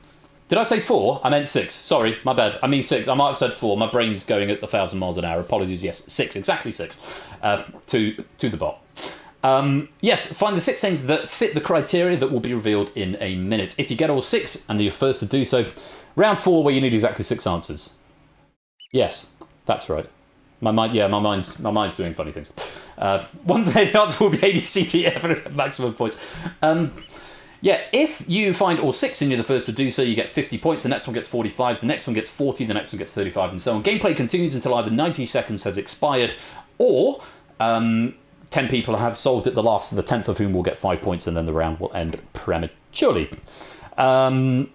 If you're wrong, you'll get a ping back from the bot saying how many you got right, which should hopefully be able to help you towards what the answer is. It won't tell you which ones are right and which ones are wrong, but just how many were right. So hopefully you can use that information. It'll also freeze you out for 5 seconds. Many thanks to Clive, I think in absentia, and to Colo for a little bit of brainstorming on this. This has got a new feature. The first 30 seconds will be as it was. From that point onwards, one of the wrong answers will disappear every 10 seconds for the next 40 seconds, and in the last 20 seconds, one of the wrong answers will disappear every 5 seconds. So in the last 5 seconds, there will be only 8 answers up there, only 2 of which will be correct. So yeah, we're sort of thinking it's one of those rounds where very often we don't get any solves at all, and actually this will hopefully make it a little bit easier. The scoring is the same as before. Okay, so if you know what I mean, stop picking me up on saying wrong things on stream. I'm thinking at 10,000 miles an hour and thinking as I go. So it will remove incorrect answers as you go, leaving fewer red herrings up there. Which will hopefully mean we'll get a few more solves. But we'll see. Good luck. The final round is the idiomatic zoo. Let's reveal the options and the puzzle you've got to do. Good luck. Have fun. That's all right, Rodri. Don't worry about it. I do that all the time. I watch VODs back and I think, you didn't mean that. And sometimes nobody catches me and sometimes people do. But if you know what I mean, don't, it's not really worth correcting me. It'll just make me feel silly. If you don't know what I mean and I've said something genuinely confusing, then please do call me out on it. Right, here we go. Final round is the idiomatic zoo. Here are your options. 90 seconds on the clock. Until the Mustela Pretorius comes home, the Avers and the Anthopholia, Formica in your pants, reigning Felis Catus and Canis Familiaris, happy as a camelus in muck, take the Alopodo Melanocola by the horns, hold your Equus Cabalus, swimming with the Brachia, running around like a headless Cygnus, getting the Panthera Tigris' share, kill 2 Ichthυses with 1 stone, holy boss Taurus, Simeon C, Simeon do, breathing like Talpidae, I smell a mus musculus, dropping like Vespula Germanica. Identify the idioms that have the correct scientific name of the animal used in them. Okay, 60 seconds up, we're going to start removing wrong answers. It's not F, so get rid of F from your train of thoughts. We've got a few people on 4 now. Moving on, Quizzle is up to 5. Let's get rid of another. It's not H. You can remove H from your thought process. Ines the first to solve, getting 50 points here. Well played. Lots of people on 4. Quizzle still on 5. It's not J, get rid of J as well. It's definitely not J. Few more. Quizzle drops back to 4. Lupine is now up to 5. It's not P. Get rid of P from your train of thought. P is the wrong answer. There are all a couple of souls coming in. J White and Ash both solving, very well played. Lupine taps off the shapes all up to 5. It's not O. Get rid of O from your train of thought. A, B, me now solving for 35 points. It's not I. There's another solve right there. Lupine getting 30 points. It's not I. It's also not K. Get rid of K from your train of thought. There's another solve. Tapstop getting 25 points. 5 seconds to go. And is anyone else going to solve? There's a couple more solves coming in there. And that's time up. That's much better. Quizzle and Big Man Aaron getting solved at the end there. Let's add those points on and reveal the correct answers. Yeah, I like that a lot better. It still gives the pressure on. You still get, rewarded if you can solve it early, but makes it easier as it goes on. So it's been a long time since I've changed the base code of anything in Red Herrings because it's sort of work, but I think that does improve, and it's nice to see not quite everyone, not quite the full 10, but a good chunk of people. And yes, that's about finishing on a very nice score there. So the answers, the Avers and the Anthophilia. Let me just go to my reference sheet here. The avis and the anthophilia, that is the birds and the bees. Formica in your pants, that is ants in your pants. Raining Felis catus and canis familiaris, that is obviously raining cats and dogs. G, hold your equus caballus, that is hold your horses. L, holy boss tauros, that is holy cow, which I think is a common expression. M, simian C, simian do, that is obviously monkey see, monkey do. The red herrings, happy as a camelus in muck, that's happy as a camel in muck, it should be happy as a pig in muck. Dropping like Vespula germanica, that's dropping like wasps, it should be dropping like flies. Breeding like talpidae, that's breeding like moles, it should be breeding like rabbits. Running around like a headless cygnus, that's running around like a headless swan, it should be headless chicken. Getting the Panthera tigris's share, that's getting the tiger's share, it should be getting the lion's share. Kill 2 ichthys with 1 stone, that's kill 2 fish with 1 stone, it should be kill 2 birds with 1 stone. Swimming with the brachia, that's swimming with the crabs, it should be swimming with the fishes. I smell a musculus, that's I smell a mouse, it should be I smell a rat. Take the Alauropoda Melanoeleuca by the horns. Let's take the panda by the horns. Should be take the bull by the horns. And finally, until the Mustula putorius come home. That's until the polecats come home. It should be until the cows come home. I did all those Latin phrases. I was definitely going to go through them all. So, at the end of that, bronze medal goes to Bash with a very nice 69 points. Yeah, make Ben say things. Welcome, Pokenuts. Second place goes to Quizzle with 82. I'm just going to check that I have got those names right. Yes, Quizzle in second with 82. But our winner with 105, our champion of champions in this first game of Red Herrings. Very many congratulations go to Innis.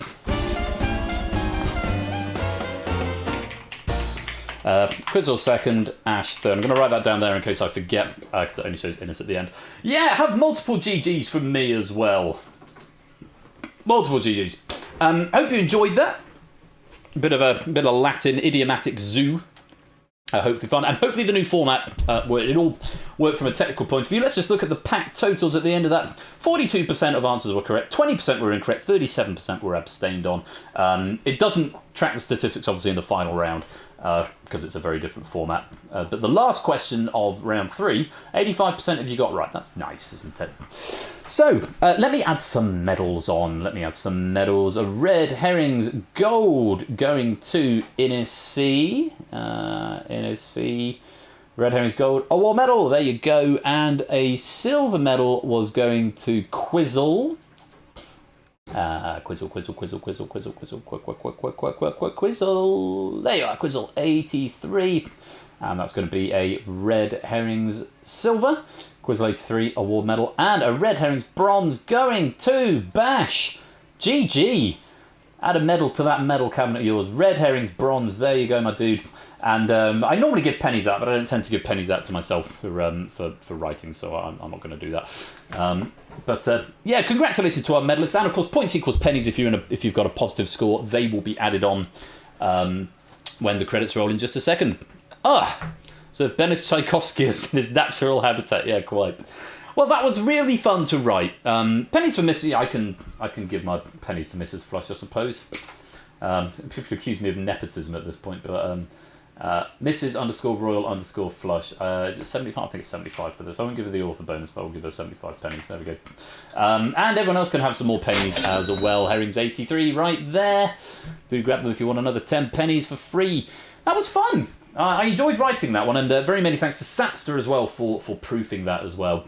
I think Samta's going to be looking forward to playing the next game, because the next game is written by Cycle Space and was proofed by me. And this is a real treat. Now, remember the art round that came earlier on? Cycle Space and I obviously had a little bit of Convergent Evolution because there's something kind of similar, but even better. This pack from Cycle Space is really, really nice. I have to say, it was a real pleasure to proof it, and had some really interesting ideas and really creative thinking. So I do hope that you'll stick around to play it. It should be really good fun. We're going to take a very short break. I'm going to go grab myself another glass of wine. I encourage you to go and stretch your legs and maybe nip to the loo if you need to. And then we'll be back for the second game of Red Herrings. And then, of course, there is more buzz-off at the end of the night between our two other players in this game. Let's stop that bonus in 5, 4, 3, 2, 1... There we go, 27 players grabbing that bonus there. Let's refresh the app and let's roll the credits so that we add it on. Jack is here. Excellent, we can do the buzz-off game, but I think we'll book in. We'll go straight into Red Herrings since this is open. So give me a couple of minutes to set up the next game and grab myself a drink, and we will be back very, very soon. Hope you enjoyed the pack. Congratulations to Innes on winning Red Herrings. Stay there. I'll be back in just a few minutes' time.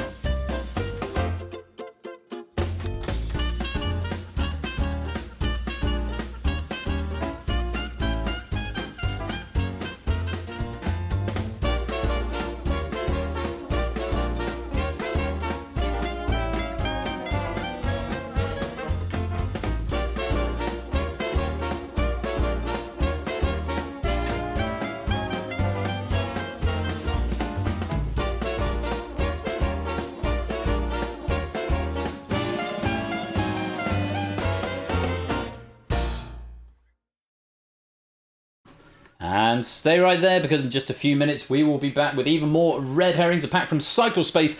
You're not going to want to miss it. Stay tuned, don't touch that metaphorical dial. I'll be back in about 3 minutes' time.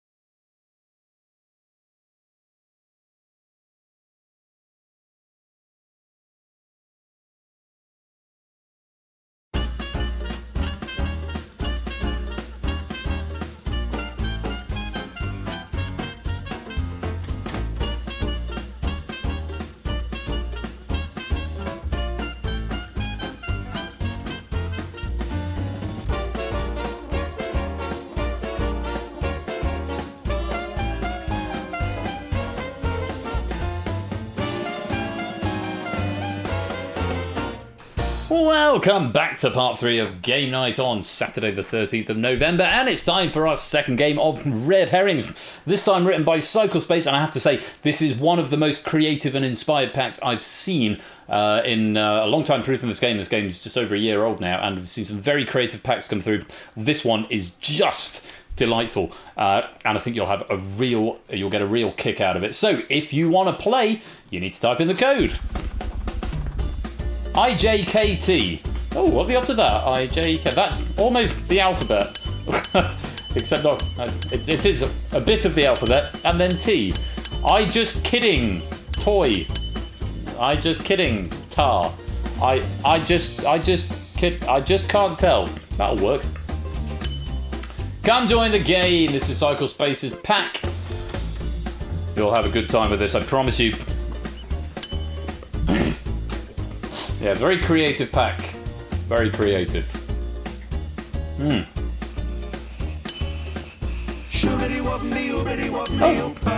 And hello, Fraser K. Thank you very much for that subscription. Welcome on in. Enjoy our free viewing for the next month or so. Lovely to have you here. Thank you for that support. Great to see you in. I just killed time. Yeah, that works. I'm still looking forward to actually getting to play again. The first one since the warm-up tonight. Welcome on in, Samster. And other people I need to welcome to the stream that haven't said hello to you. Andrew Zeal, hello to you. Mithers, Pokenuts, Jack Wilfred, Theory Game. Great to have you all with us. Hope you're keeping well. We've got room for a few more if you want to come and join us. Maybe I could do a wicked sick trumpet solo at the top.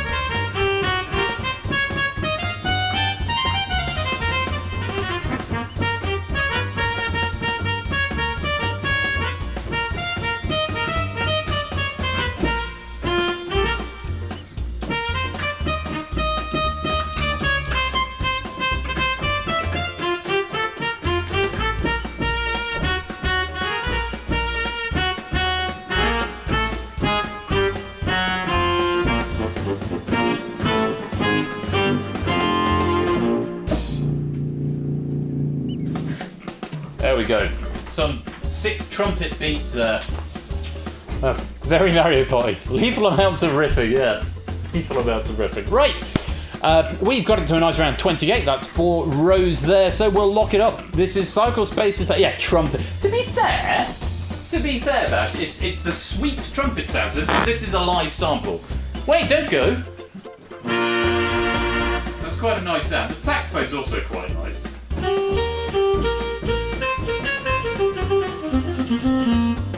Do some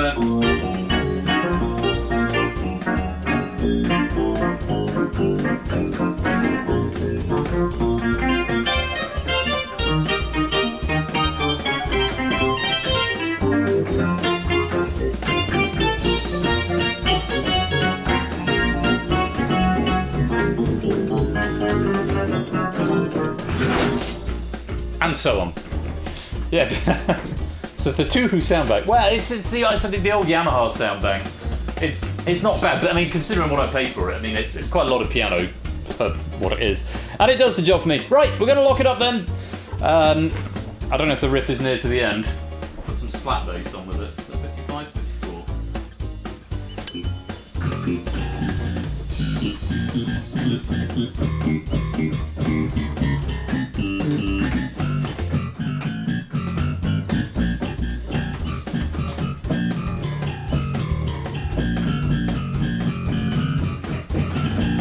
Right, enough of that. Right, 29 players in, welcome Brian, let's lock you up and play Red Herrings! Can I play a drum line? What would it be? It'd be under drum kits, presumably. No, is the answer, not without actually sitting and working it out.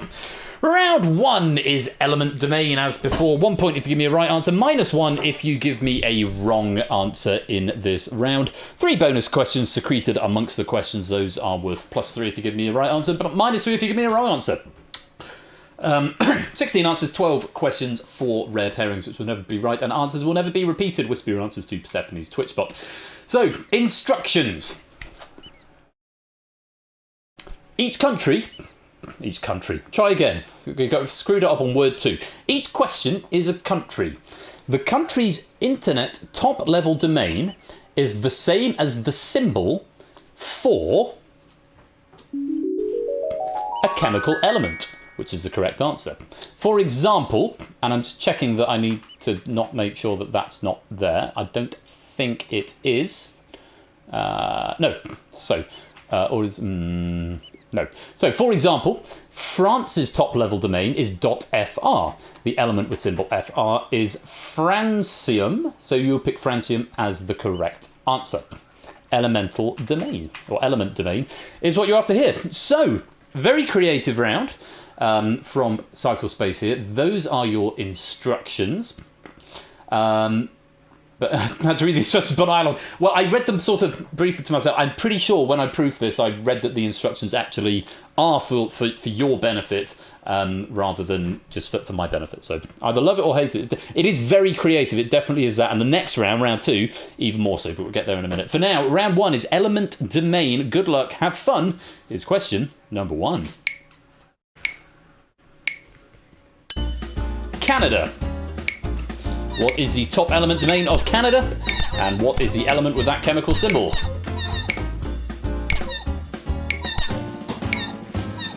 I didn't read the answers out. I'm hoping you had a chance to read them yourself. Calcium. O is .ca is the domain level for Canada. On we go. Oh, it's the first bonus question. 3 points if you give me a right answer to this, but -3 if you're wrong. Monaco.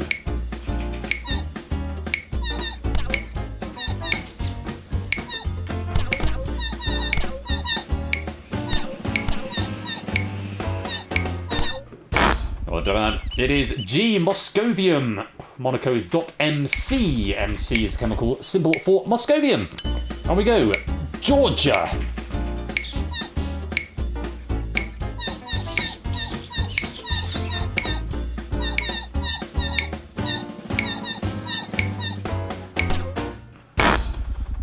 Plenty of people getting it right. J, germanium is the right answer. .ge is the domain for Georgia, which is the chemical element for germanium. Oh, getting the bonuses out of the way early. Just question number 4, and it's the second bonus question. 3 points for this. Chile.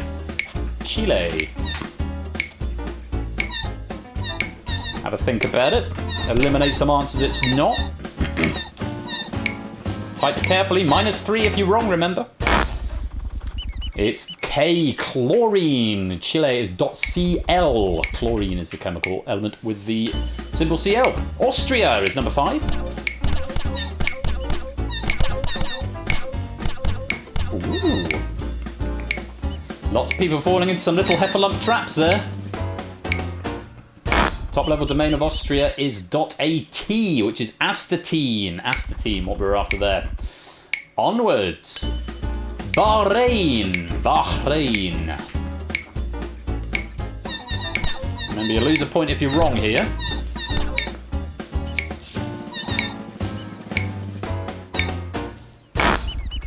It's borium. .bh is the top line domain for Bahrain, and that's a chemical symbol for borium. And it's time for the third bonus question. 3 points for this, and then it's 1 point all the way. Take a look. The Solomon Islands.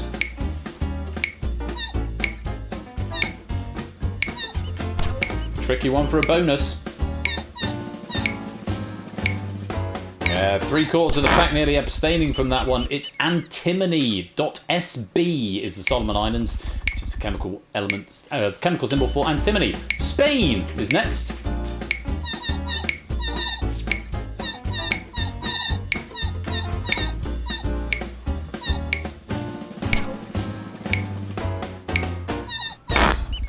It's .es, Einsteinium, ES.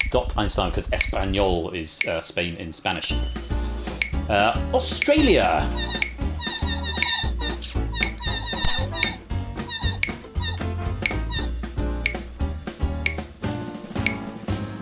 Oh, everyone's answered. Just Claire missing out on that one. Yes, it's .au, which of course is gold.au. Few more questions then. Here's number 10. South Korea.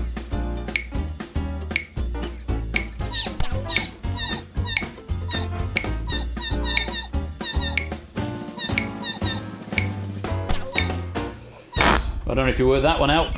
KR.KR. It's Krypton. Krypton. One more question then. Take a look. Madagascar. There's only 5 options left up there if you've been keeping track. Can you work this one out?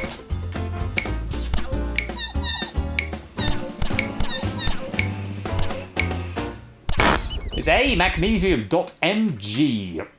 That is the end of round 1. Let's reveal the... Oh, no, it's not. There's another question. Number 12. I'm not keeping track. Antigua and Barbuda. I thought that was it. I thought that was question 12. My bad. Antigua and Barbuda.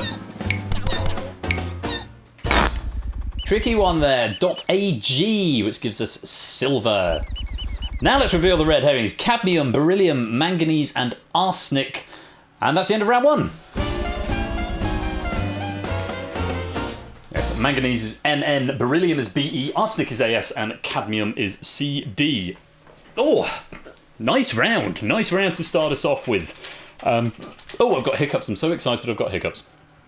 I hope you all had fun with that. Great round more, please. Let's check out the scores. Dogfish currently leading with 16. No bonuses going out for that round, must be said, but a high score nonetheless, 16. Toots in second on 15. Innis has got 14. Topper and Sapston, Tabstop all on 13. Lupine, David, Apodo all on 12. Aaron, Prugs and Effrontery all on 11. Natta and Claire are both on 10.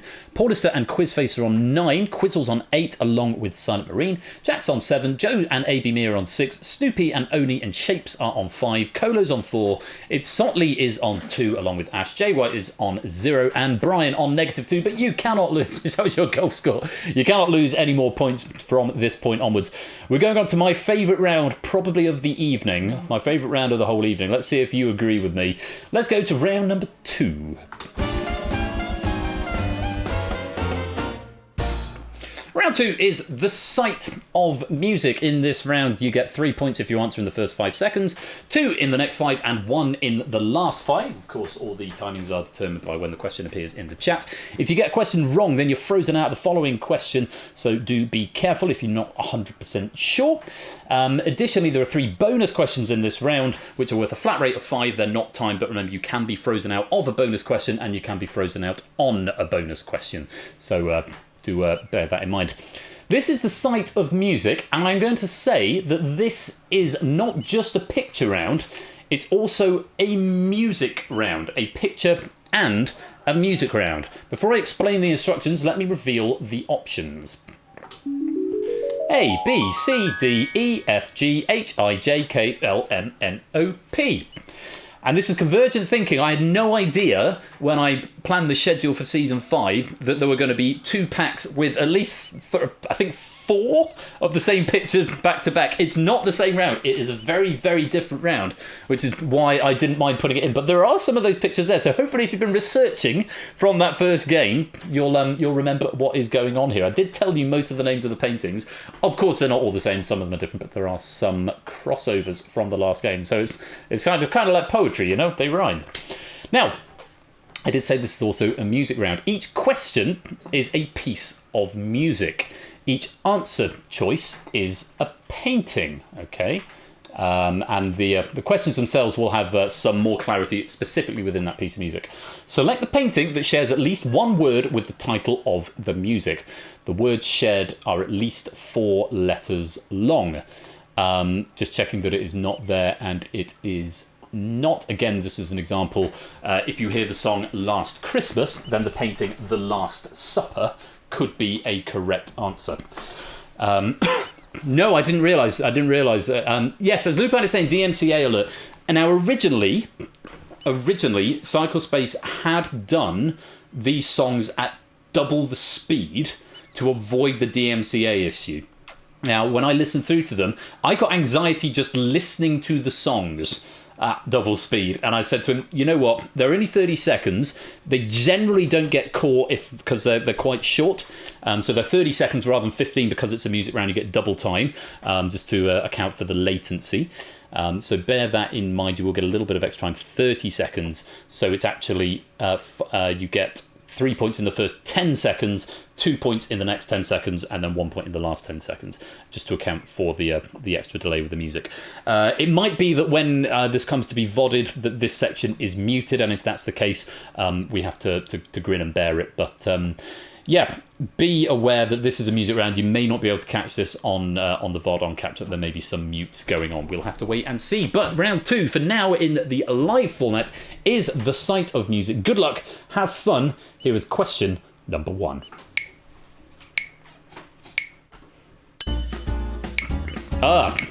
Okay, that's a problem. Why are you not playing the music? And why are you going at 10 seconds? Right, I've paused that. Nobody answer, because obviously you can't hear the songs. What's going on there? I've selected round 2 is music, and round 2 is picture. I've loaded up the music round clips. Right, I've got the scores there. Right. I'm going to have to delve into some code here because something's gone wrong. It's been a while since we've done a music round, but there's absolutely no reason that should happen. Stand by. What I'm going to do is screen grab those scores in case I need to do some manual overriding later on. I should be able to actually just restore players with the... what's it called? The time machine that's in here, but I need to go and look at this code because something has clearly come unstuck here. Yeah, time machine should still work. I haven't changed that. The picture round got populated, clearly. Okay, let me just have a look. Go to round. Current round is 3. Else, if current round equals 1. Else, if round 1 is music round equals true. So has that bool been flagged first of all? Is music round okay control? Have I hidden that? Why the flipping Nora have you done that? Round 2 is music. Where is that? Is music round? Oh, it's a private pool. Okay. Okay. Fine. So there's no reason that shouldn't be being played. Display question. If current question index equals 12 or current question equals 9, current index 3, that's not true. If bonus question contains current question index contains show bonus question everything. But if is music round time remaining equals 30 AD to play music round track. So I can only assume that this boolean isn't being flagged because that's the only thing I can say. It's being frightfully rude. You can't see anything that I'm looking at here. This is what we're looking at. So we go begin round. This is an old code, so it's all not very well put together. The picture image shouldn't make any difference, to be honest. This is the thing that we need to look at, and that's a private ball, and I can't tell if that's been flagged or not. It should have been. Here's music round. And there's timer. If it's not music round, then it does that. Because it doesn't tick.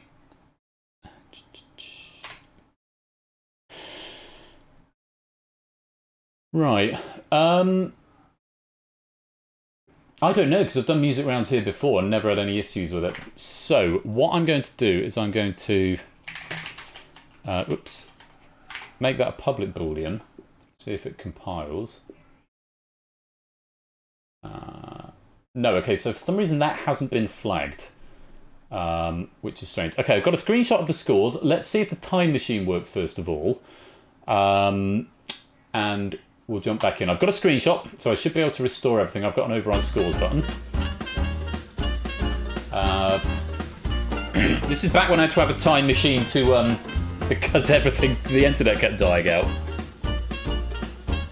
A huge apologies to Cyberspace for ruining this round for you, or this pack for you. Let's see what happens. If I go, yo, there I am. Restore game.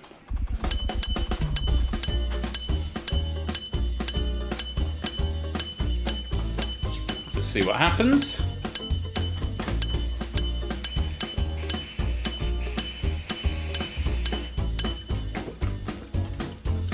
Give it a second.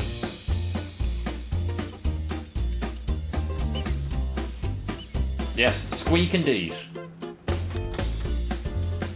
Is this the one that's got a massive pause? Or do I need to press progress game? Oh, no, there we go. Right. Okay, that looks like the same scores that I had before.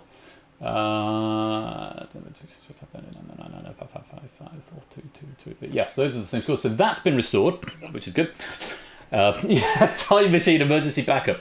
Now, for reasons best known to the computer itself, it's not flagging this board. Could somebody note that in issues arising? Because I need to fix that. Because this is a music round that should be being flagged because round 2 is marked as a music round. The picture round is clearly working, so I'm going to manually flag that. Reveal the pictures. Please note that the pictures are in a different order. So if you've taken a screenshot, you might need to take another one. I'm hoping everything else just picks up from here. Unfortunately, it restores it to the start of the round rather than the start of the question in this game.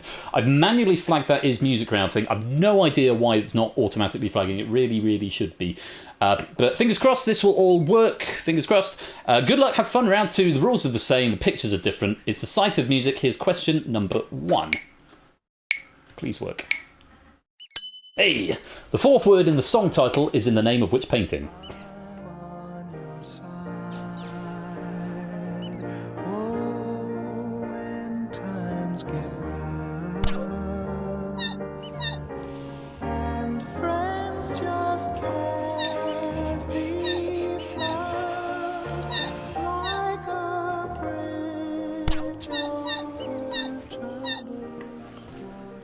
Amazing song, Simon and Garfunkel, because Bridge Over Troubled Waters, and that is F, which is...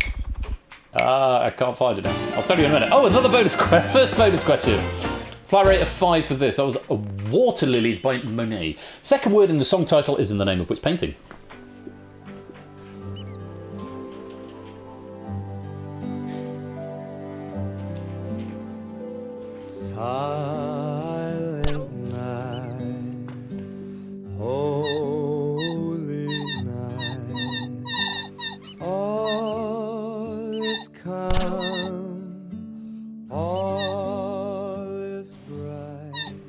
If you got that one. It's Silent Night, sung by Michael Bublé, and that is Starry Night by Vincent van Gogh. G is what we're after. On we go, number 3. The second word in the song title is the name of which painting?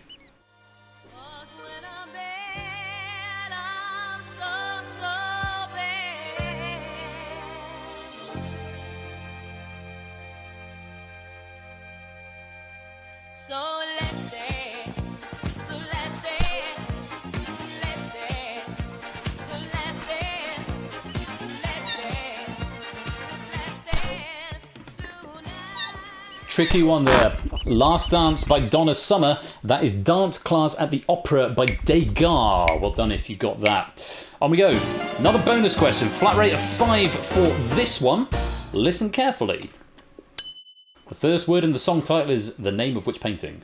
One for the money, two for the show. Three to get ready, now go get going, but don't you step on my blue suede shoe. Well, you can do anything but lay off of my blue suede shoe. You knock me down, step in my face, slander my name all over the place. I do anything you wanna do, but honey, lay off of my shoe. That's Blue Suede Shoes by Elvis Presley, and that is Blue Nude by Picasso. I is what we're after. Well done if you got that. Onwards. Number 5. The word after the in the title of this oratorio is in the name of which painting?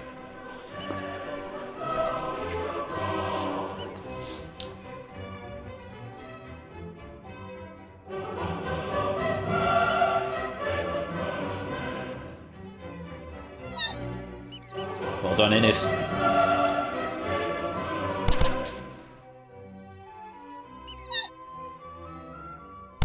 Today that is coming speaks. The heavens are telling from The Creation by Haydn. That's the creation of Adam by Michelangelo there. I've lost track of how many times I've conducted, sung and played that. Great piece of music. Here's your third bonus question, 5 points flat rate for this. First word in the song title is in the name of which painting?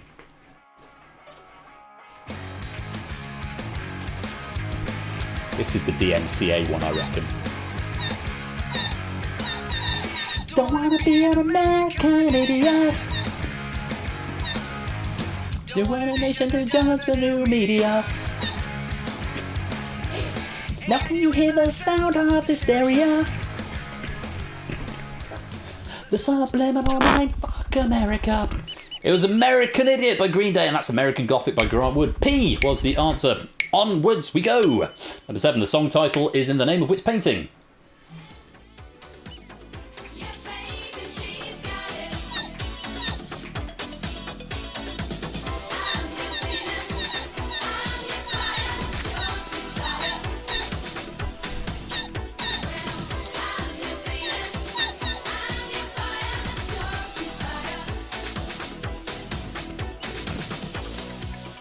I think the reason I like this round so much is because the tunes absolutely slap. That was Venus by Bananarama, and we were after The Birth of Venus by Botticelli. On we go. Number 8. The second and third words in the song title are in the name of which painting?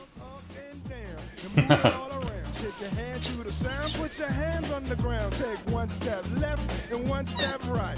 One to the front and one to the side. Clap your hands once and clap your hands twice. And if it looks like this, then you're doing it. A little bit of Monica in my life, a little bit of Erica by my side, a little bit of Rita's what I need, a little bit of Tina's what I see. It's Mambo number 5 by Lou Bega, and that is the painting I had earlier on that I couldn't remember the name of. It's number 5 by Jackson Pollock. Onwards and forwards. Number 9, the song title is in the name of which painting?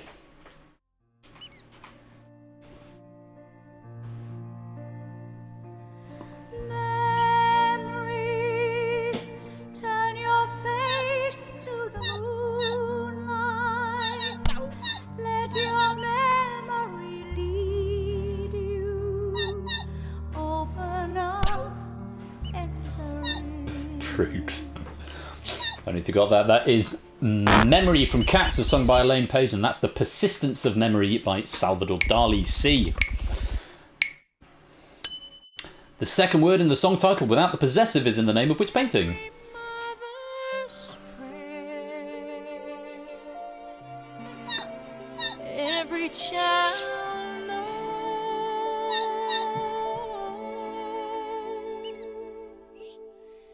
Lead her to a place. Guide her with your grace. To a place where we'll be. That's A Mother's Prayer, as sung by Celine Dion. I personally prefer Josh Groban's, and that is arrangement in grey and black number 1, known as Whistler's Mother by James Whistler. Question 11. The last two words in the song title is in the name of which painting? Are in the name of which painting?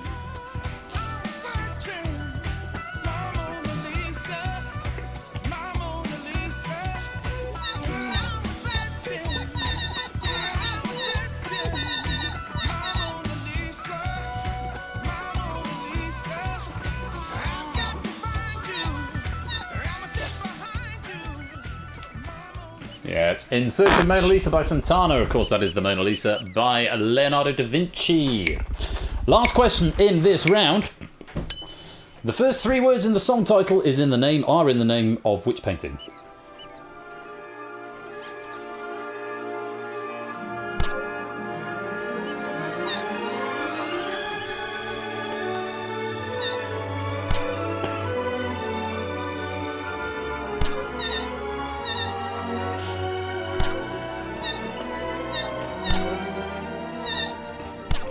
The citation for this actually reads Romeo and Juliet Overture by Tchaikovsky, lol.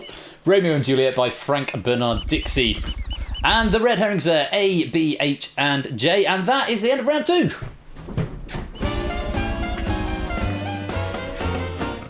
Yes, the other paintings there. The Kiss by Klimt, Girl with a Pearl Earring by Vermeer, A Sunday on La Grande Jatte by Serut, and A Friend in Need, which is That Dog's Playing Poker by Cassius Marcellus Coolidge. Those were your red herrings. Oh, sorry it took a minute to get there. Not sure what happened with that board. It's obviously something that's gone wrong in the game. Something's come unstuck somewhere. I think that might be the first time we've had picture and music simultaneously, so there may be something short-circuiting that there.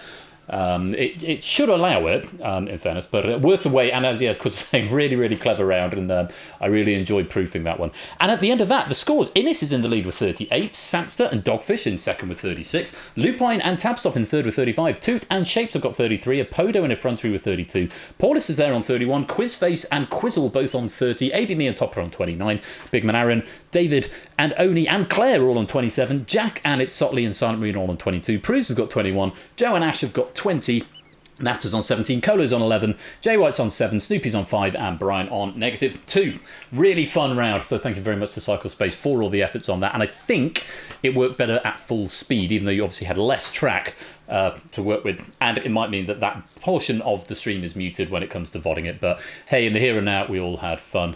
It's playing on mobile. There is more latency on that. I mean, you can put it on low latency mode on mobile now, I think, which may go some way towards combating it. But it's just one of the things. I always add contingents. If there's a music round, I do always add more time to answer. But latency is just something. It can't be helped. It's just an inherent problem with live quizzing online. But hopefully it was fun all the same.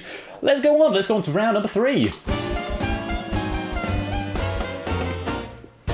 It has now very conveniently unflagged is music round for me, which is just as well, because this next round is definitely not a music round. Round 3 is number when, and it is the accumulator round. So for the first one you get right, you get 1. The next one you get 2. The next one you get 3. If you give me a wrong answer, it breaks your streak, and you have to start rebuilding from 1.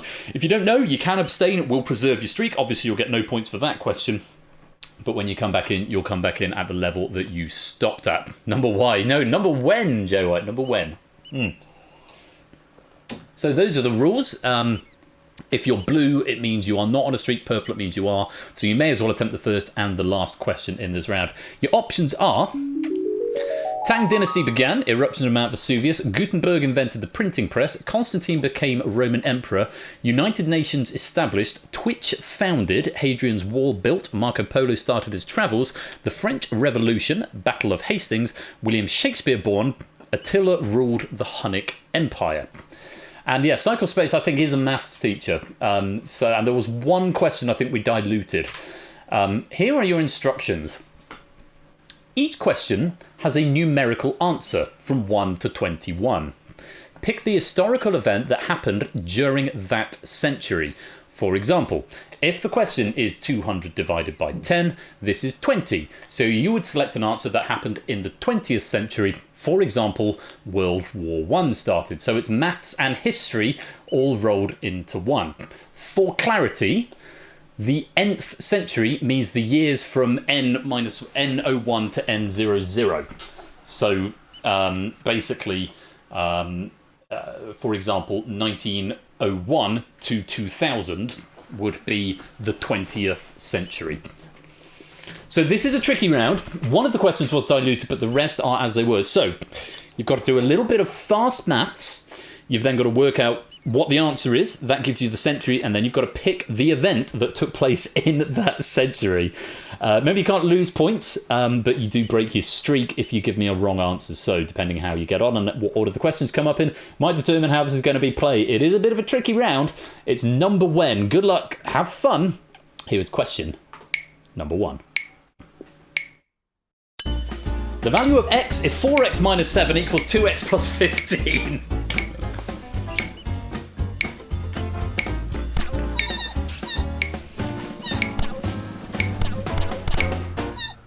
A few people getting there. It's the Battle of Hastings. That was the 11th century, 1066. On we go. 1 plus 1. That's an easy one for you. If you can find the historical event.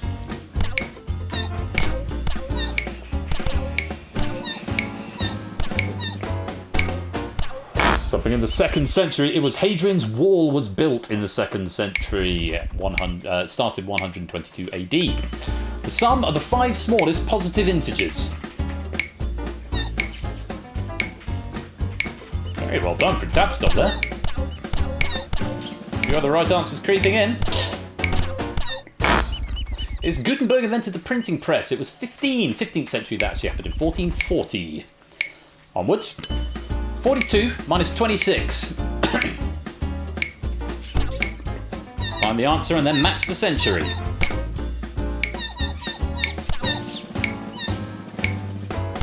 Remember, if you blew, you might as well have a go. There is no penalty for wrong answers. William Shakespeare born, that was 16th century, 1564.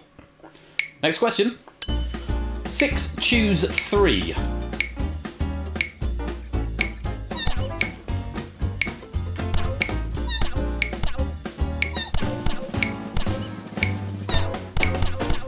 Choose 3 will give you 20. We're looking for the 20th century, and that is when the United Nations was established, 1945.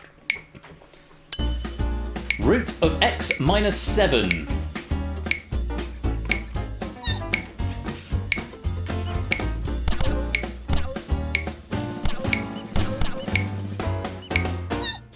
The root of x minus 7 is 7, and that's the 7th century, 618 AD. The Tang dynasty began. Next. 20 to the power of 0. Of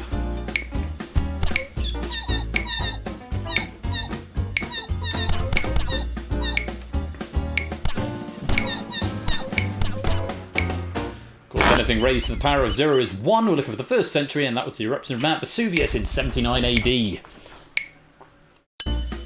3 times 7. Remember, if you're blue, you might as well have a go. There's no penalty for being wrong. It just breaks your streak, and if you're blue, it means you don't have one. So give it a guess, even if you're not sure. That was Twitch founded. 3 times 7 is 21. 21st century would be Twitch founded in 2011. 2/5 of 45 is your last question. There's only 4 answers left up there if you're keeping track.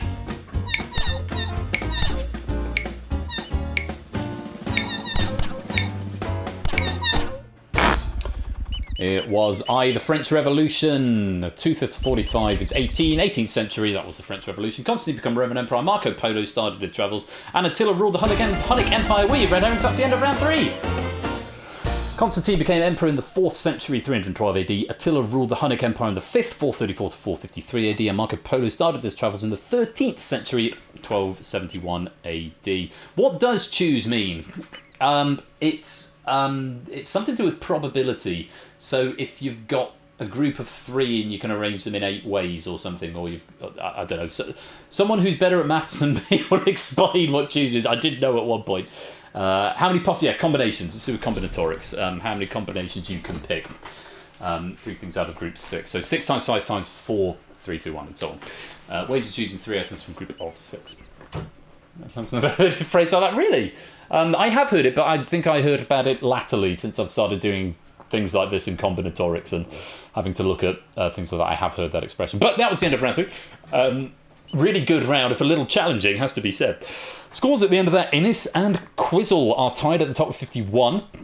Podo's in second with 47. Dogfish in third with 44. Shapes on 43. Lupine 42. Effrontery 41. Tabstop and Samster both on 40.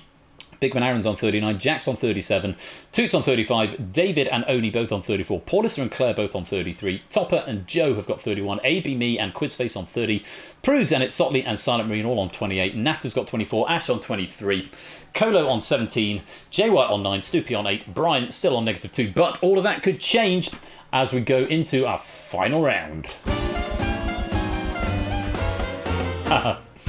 I've forgotten the title of this round. Bollywood is the title of the final round.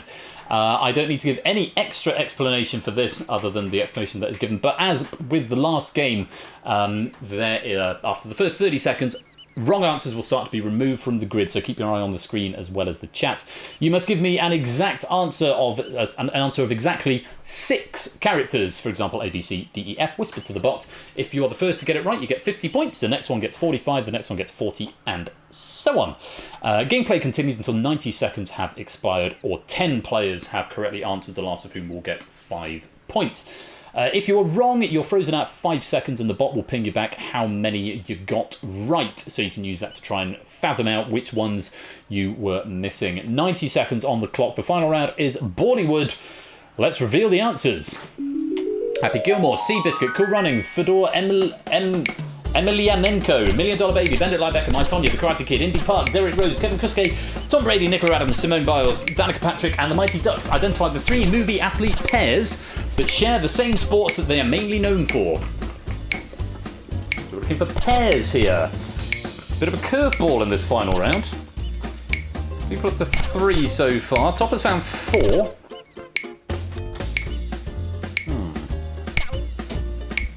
Okay, it's not F. We get rid of F. Quizzle's up to 5. Under a minute to go now. We're going to lose another answer in a second. It's also not P. Get rid of P from your train of thoughts. That is not a right answer. Topper's also at 5 now. Quizzle finding 5 for a second time. Down to 40 seconds. It's not D. Get rid of D from your train of thought. Toot's now up to 5. Quizzle dropped back to 4. Topper's still stuck at 5. AB Me at 5 now. Dogfish at 3. It's not O. Get rid of O from your train of thought. 30 seconds to go. Anyone solving? Going to lose another answer. It's not N. Get rid of N. And Toot is first to solve, getting 50 points. AB Me second, getting 45. 15 seconds. It's not G. Get rid of that. And it's also not J. Get rid of that. Lupine getting 40 points. Last 5 seconds. Time for a quick answer. It's not B. If you're quick. Can you get it? Oh, a couple of solves. Topper getting 35. Jack getting 30 right at the end there. And you're out of time.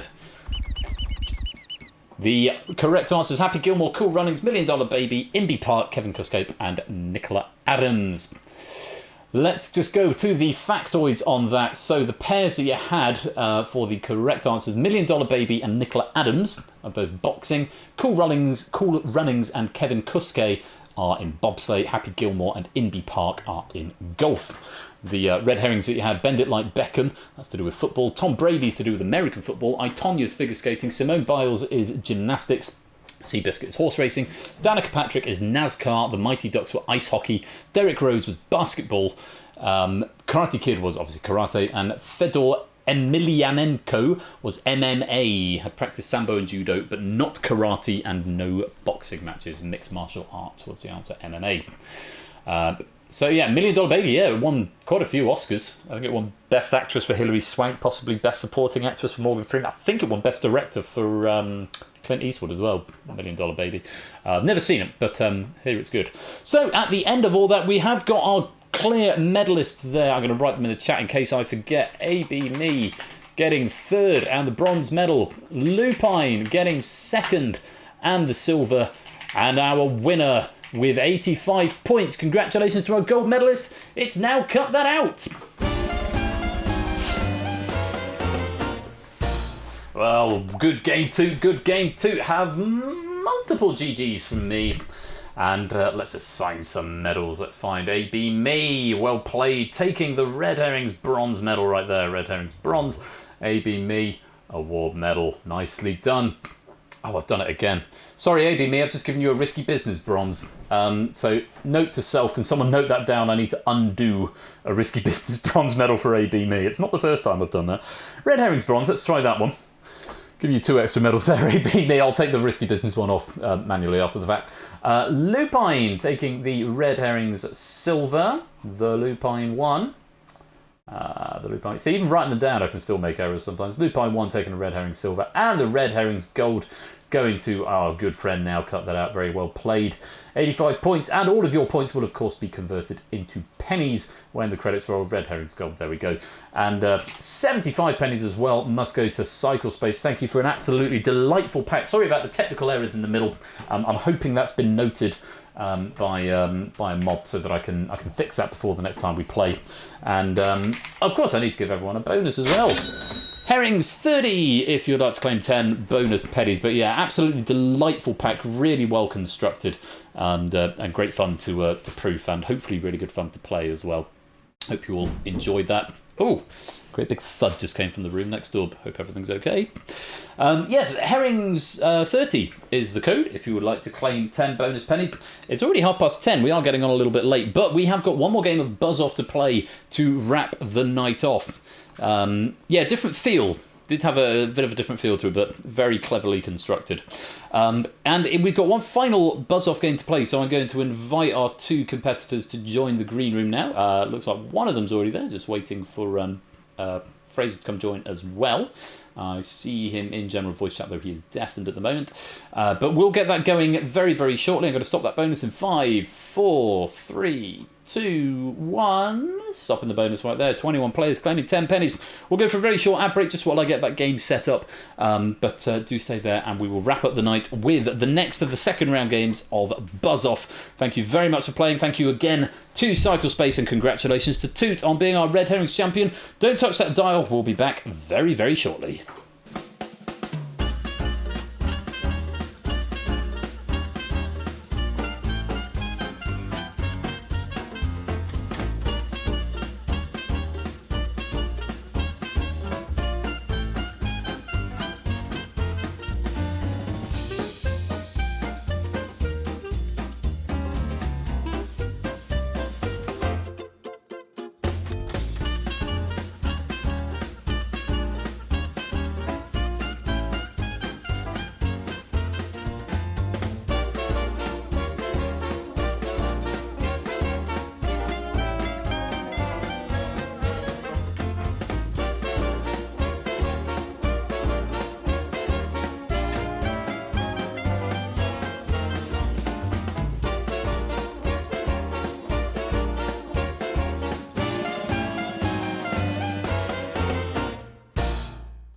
And don't go away because in just a couple of minutes we are going to be having another game of Buzz Off between our next pair of second round players for a place in the quarterfinal. It's a pack from the Lupine one. You don't want to miss it. Stay there. We'll be right back.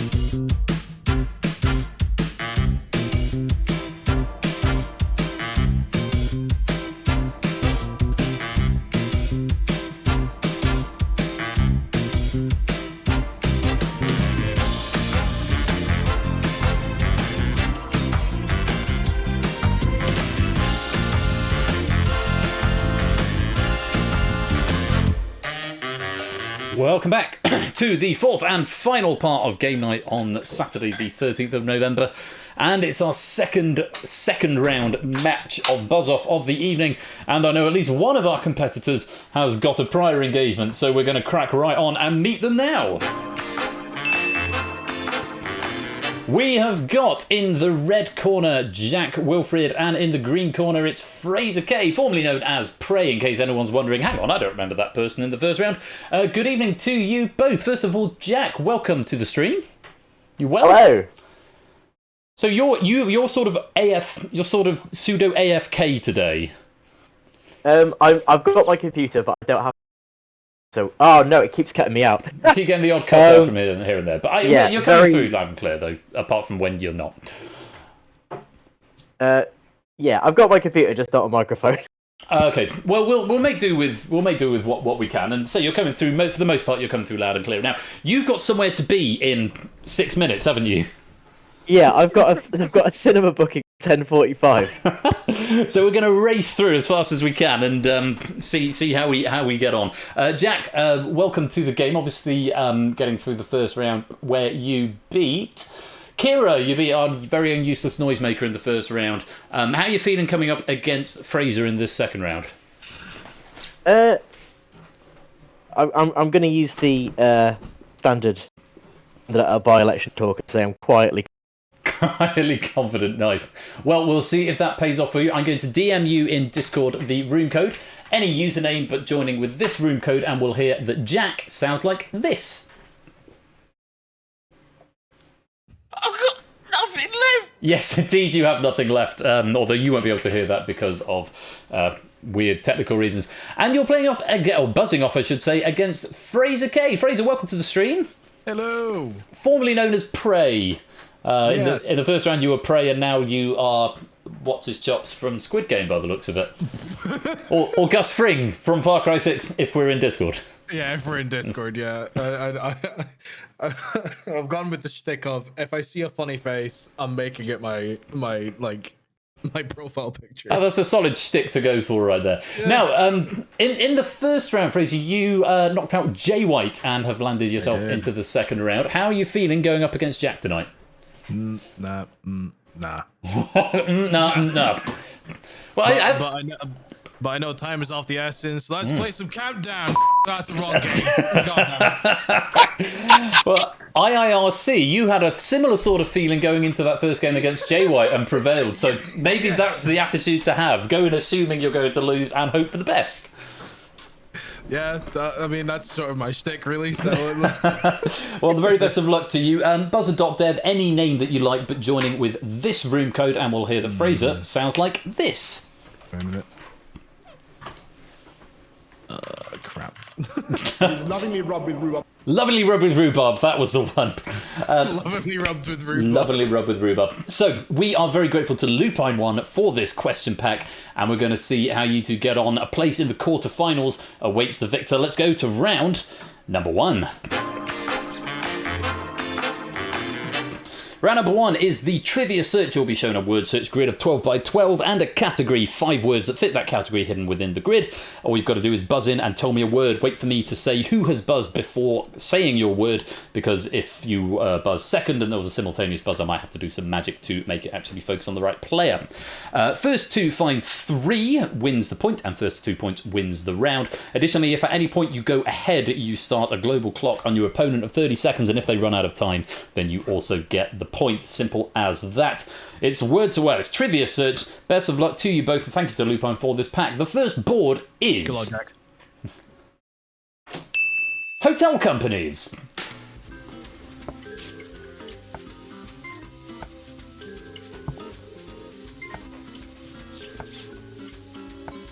But it's lovingly rubbed with rhubarb. Yes, Fraser, it starts. Marriott. Marriott is there. Yes, you're off the mark. Jack, your clock's on.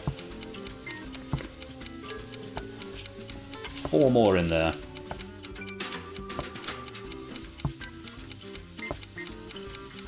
Jack can find an answer to stop his clock. I've got nothing left. And here's Ian Beale. What have you seen, Jack? Wyndham. Wyndham, yes, Wyndham right. is there to stop your clock. It's 1 apiece. Jack with about 15 seconds left. Fraser's clock's not started. course, there's letters disappearing as we progress through the puzzle. They'll start to speed up as we stay here any longer. But he's lovingly rubbed with rhubarb. Fraser for 2. Hilton. Hilton is also there. Good spot. And Jack, your clock is back on.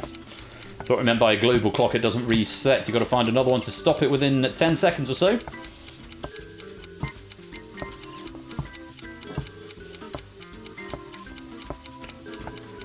And Jack is out of time, which means Fraser takes that first point. Very well played, finding 2 out of 5. Jack finding the 1, but not enough to take the point. The missing answers... Ritz? Ritz is not there. That would have frozen you out for 10 seconds. Should have said that. Buzzing and you're wrong. You're frozen out for 10 seconds. Yes, Nat is saying Hyatt is there, and the other one is Accor was the other one that was missing from there. But I wasn't sure on it. Wasn't sure.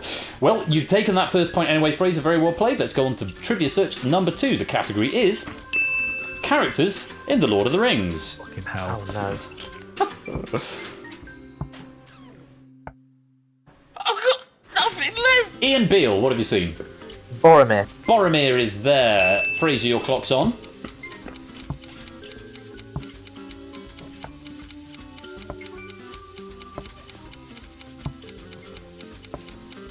Coming up to half your time. Oh, son of a... 15 seconds gone. Gonna have a buzz. Don't know if you've seen something or having a guess. What do you think? I'm just gonna go ahead and guess Gollum. Gollum, sorry. Gollum is not there, I'm afraid. You are frozen out for 10 seconds.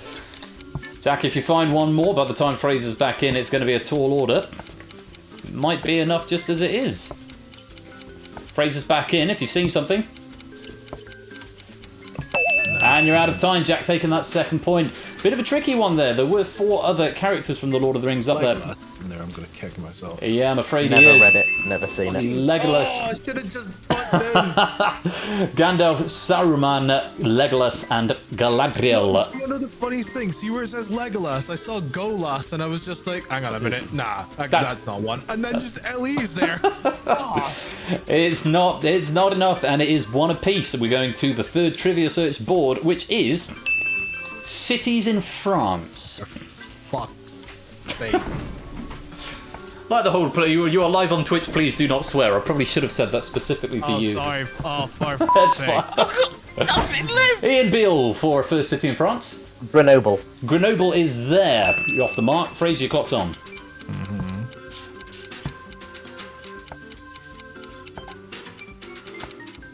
But he's lovingly rubbed with rhubarb. Fraser to tie it up.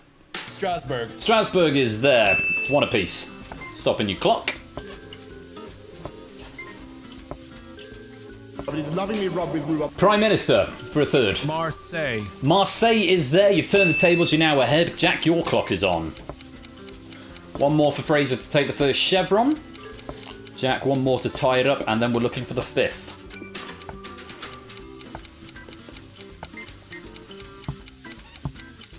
I've got nothing And left. here's Ian Beale. What have you seen? Toulouse. Toulouse is there. It is 2 apiece. It is going to come down to the 5th French city at 2 each.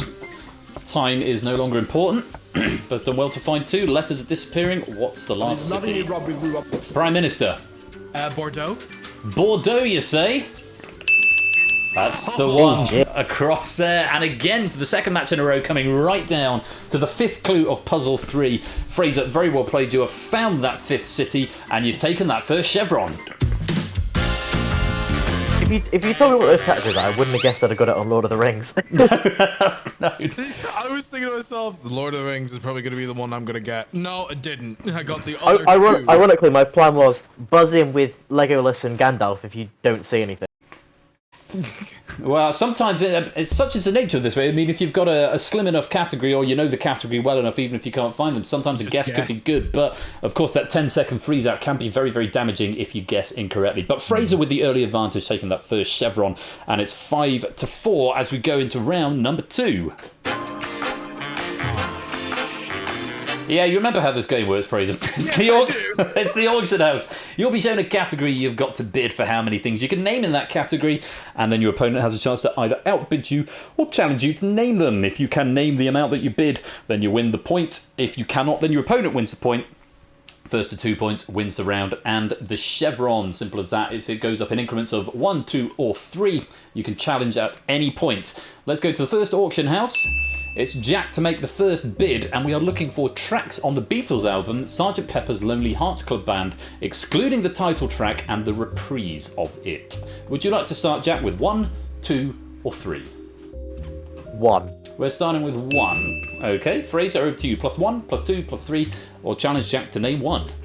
+1. We're going +1. We're up to 2. Jack, +1, +2, +3, or a challenge? Name them. The challenge has been laid down. He's calling the bluff, maybe. But is it a I bluff? could totally tell neither of us knew that. The challenge has been set down. Fraser, type into the box and then hit the buzzer to lock in your answer. We're up to 2 tracks on the Beatles album Sgt. Pepper's Lonely Hearts Club Band, excluding the title track and the reprise of it. Hit the buzzer to lock in your answer. Yeah, no. So go with nope. I mean, if it's up there... My answer stands. I didn't think this was too harsh, Lupin. I thought this was a solid question. Let's find it out. If it's up there, I'll give you the money myself. Oh. No, it's not there, unfortunately. Jack's managing to see through that bluff there and taking the first point. A day in the life, being for the benefit of Mr. Kite, fixing a hole, getting better, good morning, lovely Rita, Lucy in the sky with diamonds, she's leaving home, when I'm 64, with a little help from my friends, and within you, without you were the answers there. I could have got at least 3 off that, and I happen to that I'm among a small minority of people who think the Beatles are overrated. But I studied A Day in the Life. Well, that's funny because I don't listen to the Beatles. So. I don't listen to them. I don't think, but I studied A Day in the Life at A-level music, so it sort of stayed with me that it was on the Sgt. Pepper album. Anyway, I'm rabbiting on, and Jack's got a date to get onto. So let's go on. Jack taking the first point. Let's go on to auction house number 2. The category is countries participating in the UEFA Women's Euro 2022. Jack, you're opening the bidding. Would you like to go 1, 2, or 3? 2. That's a 2, okay. Fraser, +1, +2, +3, or a challenge? +2. We're going +2, we're up to 4. Jack, +1, +2, +3, or challenge? +1. We're going +1. We're up to 5. Fraser, 1, 2, 3, or challenge? Yeah, challenge. Challenge. Shoes on the other foot. Jack, your turn to go. 5 of the countries participating in the UEFA Women's Euro 2022. Type it in, hit buzz to lock in. And we are starting off with England. Are England in the UEFA Women's Euro 2022? Certainly are. 4 to go. I've got nothing left. Sweden. Are Sweden in the UEFA Women's Euro 2022? Yes, they are. 3 more. I've got nothing left. Germany. We're looking for Germany. 2 more, and the chevron is yours. I've got nothing left. Les Français. Are the French in the Women's Euro 2022? 1 more, Jack, and it's all yours. I've got nothing left. This is the riskiest. The riskiest of them. The Netherlands. Are the Netherlands participating in the UEFA Women's Euro 2022 tournament? Yes, they are. Very well played, Jack. If you had been pressed for another, where else would you have gone with that? I think I'd have just started saying names of Nordic countries, so Norway would have been next. Norway would have been correct, actually. Slovenia? Would have been a wrong answer. So other answers available there: Austria, Belgium, Denmark, Finland, Iceland, Italy, Northern Ireland, Norway, Russia, Spain, and Switzerland. But, Jack, you've named the 5 that you bid on. You've taken that second point, and with that, you've taken the second chevron. And we're back and forth. It's still 5-4, but now in favour of Jack. Jack playing 5-4 against Fraser right here. Let's go on to round number 3. And of course, if you want to contribute to this game in the audience tonight, you can recommend a title by whispering your title suggestion, preceded by an exclamation mark to Persephone's Twitch bot. They're all anonymised, and I will pick my favourite towards the end. We move on to round 3, which is the time warp. You'll be shown 2 statements or questions with a numerical answer. You need to hit the buzzer when you think the pointer is pointing to the number in question. They won't necessarily have nice rounded endpoints, you might have to do a little bit of maths along the way to figure out exactly where you are on the timeline. 15 seconds to go from the start to the middle, and then from the middle to the end. You'll each buzz in one half of the timeline. Whoever gets closest to their year will win the point. First 2 points wins the round and the chevron. So without any further ado, let's go to Time Warp board number 1. Jack, you're playing first. We want to know the Great Chicago Fire breaks out at sometime between 1802 and 1898, and your slider starts now.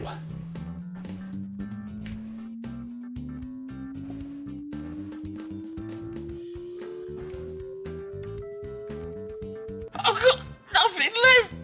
And for 1865, as ever, Fraser, if you know the actual answer to this, you might know how much leeway you've got. For you, we're looking for sometime between 1898 and 1994.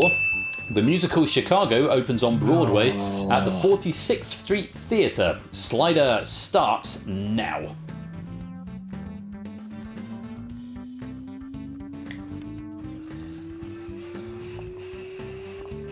But he's lovingly rubbed with rhubarb. Stopping at 1955. I think I'm well early. You think you're well early. Jack, how do you think you've done? I think both of us are fairly close. All I know about the Great Chicago Fire is that it was sort of Victorian times, and it was one of the stars on their flag. Each of them represents something. With Chicago, I was kind of aiming for the 60s. Well, let's find out. The correct answer is... Answers are... 60s would have been still a bit early. It was 1975. 20 away there, Fraser. And the Great Chicago Fire breaks out in 1871. Not a bad guess, Jack. 6 away, earning you that first point. Nicely done, both of you. Jack, just that little bit closer. Let's go on to board number 2. Fraser, you're buzzing first, and we want to know, when was Anne Boleyn is executed? Sometime between 1453 and 1646. And yes, slider starts now.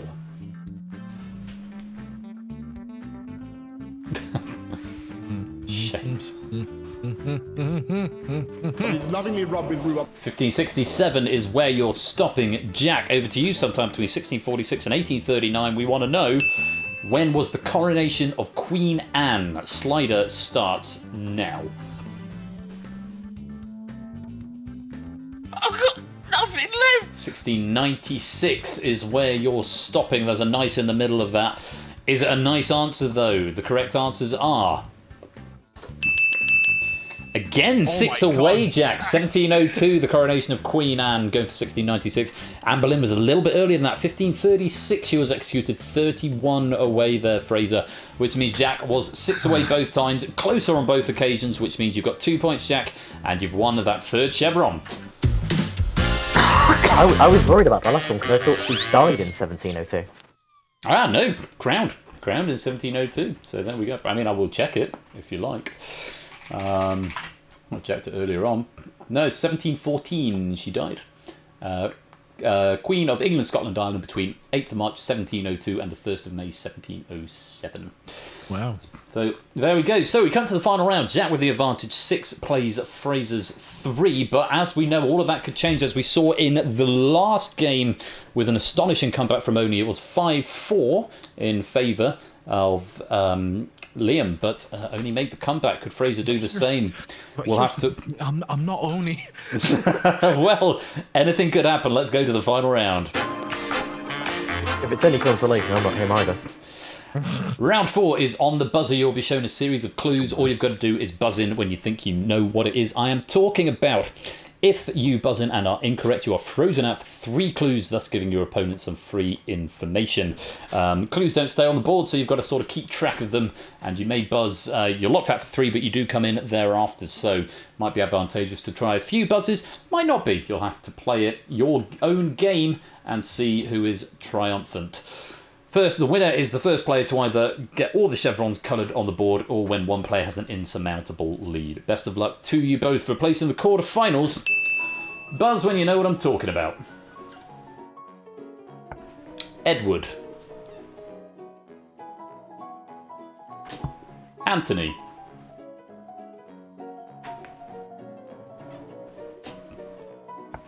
Harold.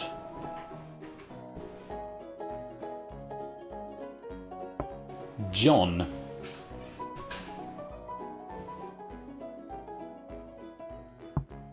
James. But he's lovingly rubbed with rhubarb. And here's Fraser. I want to say Kings of Spain. Good guess. Unfortunately, it is not the one. You're frozen out for 3 clues. Jack, 3 free clues for you, starting with this one. Tony. Hey, Tony. I've got nothing left. Yes, Jack. Everything's been right so far. I'm going to say first names of 20th century British Prime Ministers. You're almost spot on to the letter, yeah. First names of post-war British Prime Ministers. Very well played. And you've taken that chevron. You would have been upset if you hadn't got a politics question, I suppose, Jack. Yeah, Fraser just beat me to buzzing there, and I was thrown by the second Tony, but then I remembered Anthony Eden. Yes, Anthony Eden, Tony Blair, Alec would have been the next one, and then Gordon, obviously Brown, Margaret as in Thatcher, Clement as in Attlee, Theresa as in May, David as in Cameron, Boris as in Alexander de Pfeffel Johnson, and Winston as in Churchill. Anthony Eden, Edward. Which one was the Edward? Chamberlain? Heath. It's never Edward L. Ted Heath, of course, yes. Chamberlain, Neville Chamberlain. What am I talking about? He was pre-war as well. So, my brain. It was very much pre-war. Let's go on to the next one. It is a match point. Fraser, you need to give me a correct answer here, otherwise you will be out of the tournament. Buzz when you know what I'm talking about. St John's. Whitehorse. I've got nothing left. Jack, after just 2. Capitals of Canadian states and Canadian provinces and territories. To the letter, what I've got on the card. Capitals of Canadian provinces and territories. After just 2 clues, you'll have gone on to see Victoria, Charlottetown, Fredericton, Halifax, Regina, Edmonton, Yellowknife, Iqaluit, Winnipeg, Toronto, and finally Quebec City. And giving only a run for his money with the speed of buzzing there, Jack, certainly on that second one. That is an insurmountable lead, and it means that our winner is Jack Wilfred. Good game from both players, absolutely Good game. formidable effort, but there can only be one winner. Fraser, first of all, commiserations. You gave it a good go, and it was pretty touch and go for a while there, but Jack just prevailing at the end of it all. Yeah, I kind of had a feeling it was going to happen. I'm just kind of happy I took that first round. Absolutely, but I am very sad that we're not going to hear any more lovingly rubbed with rhubarb moving forward. I know. Rip Boris. But we'll get some extra Ian Beals. Jack, congratulations, you're Ian Beale triumphing there. How are you feeling? Other than late? Good. Well, I was very lucky on that final round, but I did say I was in a rush. To be fair, yes, you did. Well, congratulations. You are through to the quarter-finals, and we'll see who you're going to be playing in the next couple of weeks or so as those matches are played out. Thank you very much to both of you. I hope you've had a good time. Fraser, commiserations. We hate to lose you from the tournament, but hopefully you've enjoyed yourself, and we'll see you again really soon. And Jack, we'll see you in the quarter-finals. I guess you could say he's got I'm off to watch June. One at a time. Go, Fraser, go first. I guess you could say he's got something left. He's got something left. He has at least a quarterfinals. Jack, what did you say? I say good game. Thank you. I'm off to watch June. Go and watch June. Have a wonderful time. I want to watch it myself. Goodbye. Bye. Cheers, Goodbye, Jack. guys. Take care. And Fraser, take care. See you soon. So, that is going to be it from Buzz Off, and that's going to be it from me for tonight. All that remains is for me to pick a title, which I'll go and have a look at in just a moment. But we can ratify Jack as the winner of that game. Very well played through to the quarterfinals and on to the next game, which will be in a few weeks' time. That's about it. That's going to be it from Game Night for Tonight. Thank you so much for joining me. It's been absolutely splendid having so many of you here, and I hope you enjoyed watching the Buzz Off and playing the Red Herrings. Very many thanks again to Cyclespace. A few things that I need to do, some errors that I've made with medal awarding and so on, but I'll get to that in a few minutes. What's going on? What is happening over the next few days? Let's check my What's On channel. We have got more Buzz Off on Tuesday. 2 more games of Buzz Off coming up. Details on that to be revealed in due course, or do come and join the Discord for the Buzz Off section. Most information is going to be in there. And David gifting out the 2 subs there to Jack Wilfred and Snoopy Looker. Welcome you two on into the fan. Thank you very much for your generosity there, David. 73 subs in total. That's astonishing generosity. Thank you very much indeed for your kindness. And welcome on in, you to enjoy ad-free viewing for the next month or so. So a double buzz off on Tuesday, followed by a double edition of That Is the Question. That is the question we haven't seen for a while. It is coming back. One of the packs, again, has been written by me, which I'm quite happy with. And then there is a duo pack as written by Lewis T and Quizzle. Again, I might do a sort of a buzz off and then a That Is the Question, then a buzz off, then a That Is the Question. We'll sort of stagger them. Loopy Snooker, that would also work. That's a good spoonerism. So yes, that's on Tuesday right here, twitch.tv/royal_flush, double buzz off and double That Is the Question. If you want to go give Bash a follow, our bronze medalist from earlier on, if you haven't given him a follow yet, what are you doing? He's playing Winning Lines on Wednesday night, 8 PM over on his channel, twitch.tv/80_bash. I'm going to be back with Happy Hour on Thursday, the 18th of November. It's my brother's birthday. I probably should text him. With Danger Zone 2, as written by our friend Matt the Ref. That's going to be Thursday at 3 PM GMT. Do come join me for that on Happy Hour. Ash is back on Friday the 19th of November with Outright. I know, I'm pretty sure one of the packs of Outright is mine. So if you like Outright, it's one of Ash's original games. It's really, really good fun. And it's one of my question packs is going to be featuring, I'm pretty sure, on Friday evening. So do go give Ash a follow and check him out. Friday the 19th of November, 8 PM, twitch.tv/80_bash. And of course, next Saturday is I'm back here with even more buzz off. The next, I think, is probably the last of the second round matches. And I've got Spotlight written down as well, Saturday the 20th of November. Spotlight next Saturday, 8 PM right here, twitch.tv/royal_flush. Might be something else next Saturday. That feels like quite a short stream, 2 buzz offs and a spotlight. So I might invent a game this week and to do something with that. We'll see. Will we finally see one of Samson's categories? Who knows? Who knows? Of course, then the week carries on, and we're getting tantalisingly close to Quizmas. The first day of Quizmas over on Bash's channel on the 1st of December. The second day of Quizmas will be on mine on the 4th of December, so put that in your diaries. Prizes to be won and great festive fun to be had. In the interim, of course, Saturday the 27th of November, that's 2 weeks from now, right on this channel, it is going to be the reward that you earned with your micro pennies. It's the host's Buzz Off, Ben versus Bash in Buzz Off. Very grateful to my team of proofers and possibly people further afield that they may have asked to source a question pack. And Buzzer Bob is going to be joining us hosting that game. That's 2 weeks today. Ash versus Ben in Buzz Off. The last time I played Buzz Off was against my wife on the anniversary birthday special, and I'm pretty sure she won that one. But Ash and I have got no one's keeping score, but I think I'm winning. No one's keeping score, so we don't know. It was sort of next goal wins is what we're doing, and that's going to be Buzz Off 2 weeks tonight on this channel. Guest host Buzzer Bob and Ash versus myself in Buzz Off. Looking forward to that. As ever, do come and join the Discord for all of this information and more. If you want to come hang out with us, it'd be great to see you. And yeah, all the information is going to be there. I've got a few tweaks I need to make to the database because I made some mistakes. Let's just take a look at a title and pick a winning title. Give 30 pennies to the winner. Bordeaux wasn't highlighted in red. What's up with that? Nice. Cap Jam. Buzz Off suddenly gone off air in France for some reason. I like that. Eat, Pray, Love, Jack's plan. Eleanor Rigby, Yellow Submarine, and at number 4 in 1962, nope. Very nice. I did like that one. I like that one. That's a good contender. I like that one a lot. Lego My Lass. Let's Play Countdown. That's also a good one. Expletives. Nobody can find a city in France even with a national map. I've done my one where I've been insulting to the French, so we're not going to do that one again.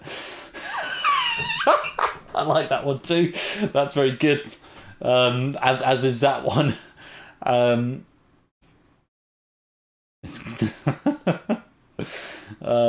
Turns out Sergeant Pepper wasn't in Lord of the Rings. What film is Jack going to see? It's Dune. You must need to know your musical facts for most evenings of game night. Yes, you do. It was a mistake giving him the bleep button. That one's really making me laugh. I might have to be that one.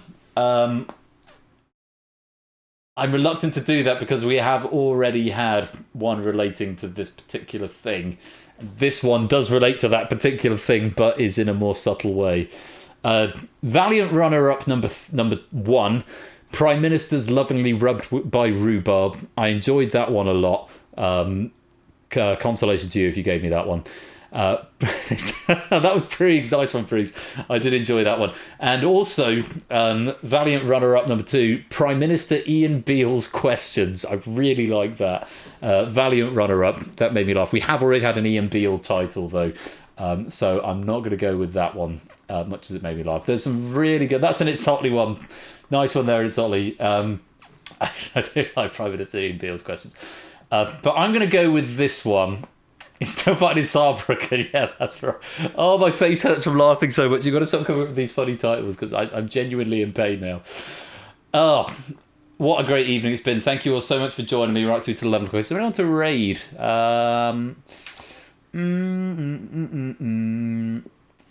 No, is there anything going on over in Bash's server? Oh, it looks like stuff's going on with ape stuff. So we'll go to Ash's Discord. If you're not there already, that's going to be our raid. We'll go into live chat and we'll say hashtag expletive. We'll go into Ash's live chat and we'll say hashtag expletive. You can't really raid this. We just go to live chat and type that. You can't really raid it, but join the Discord. Hashtag expletive in the live chat and we won't get banned for spamming.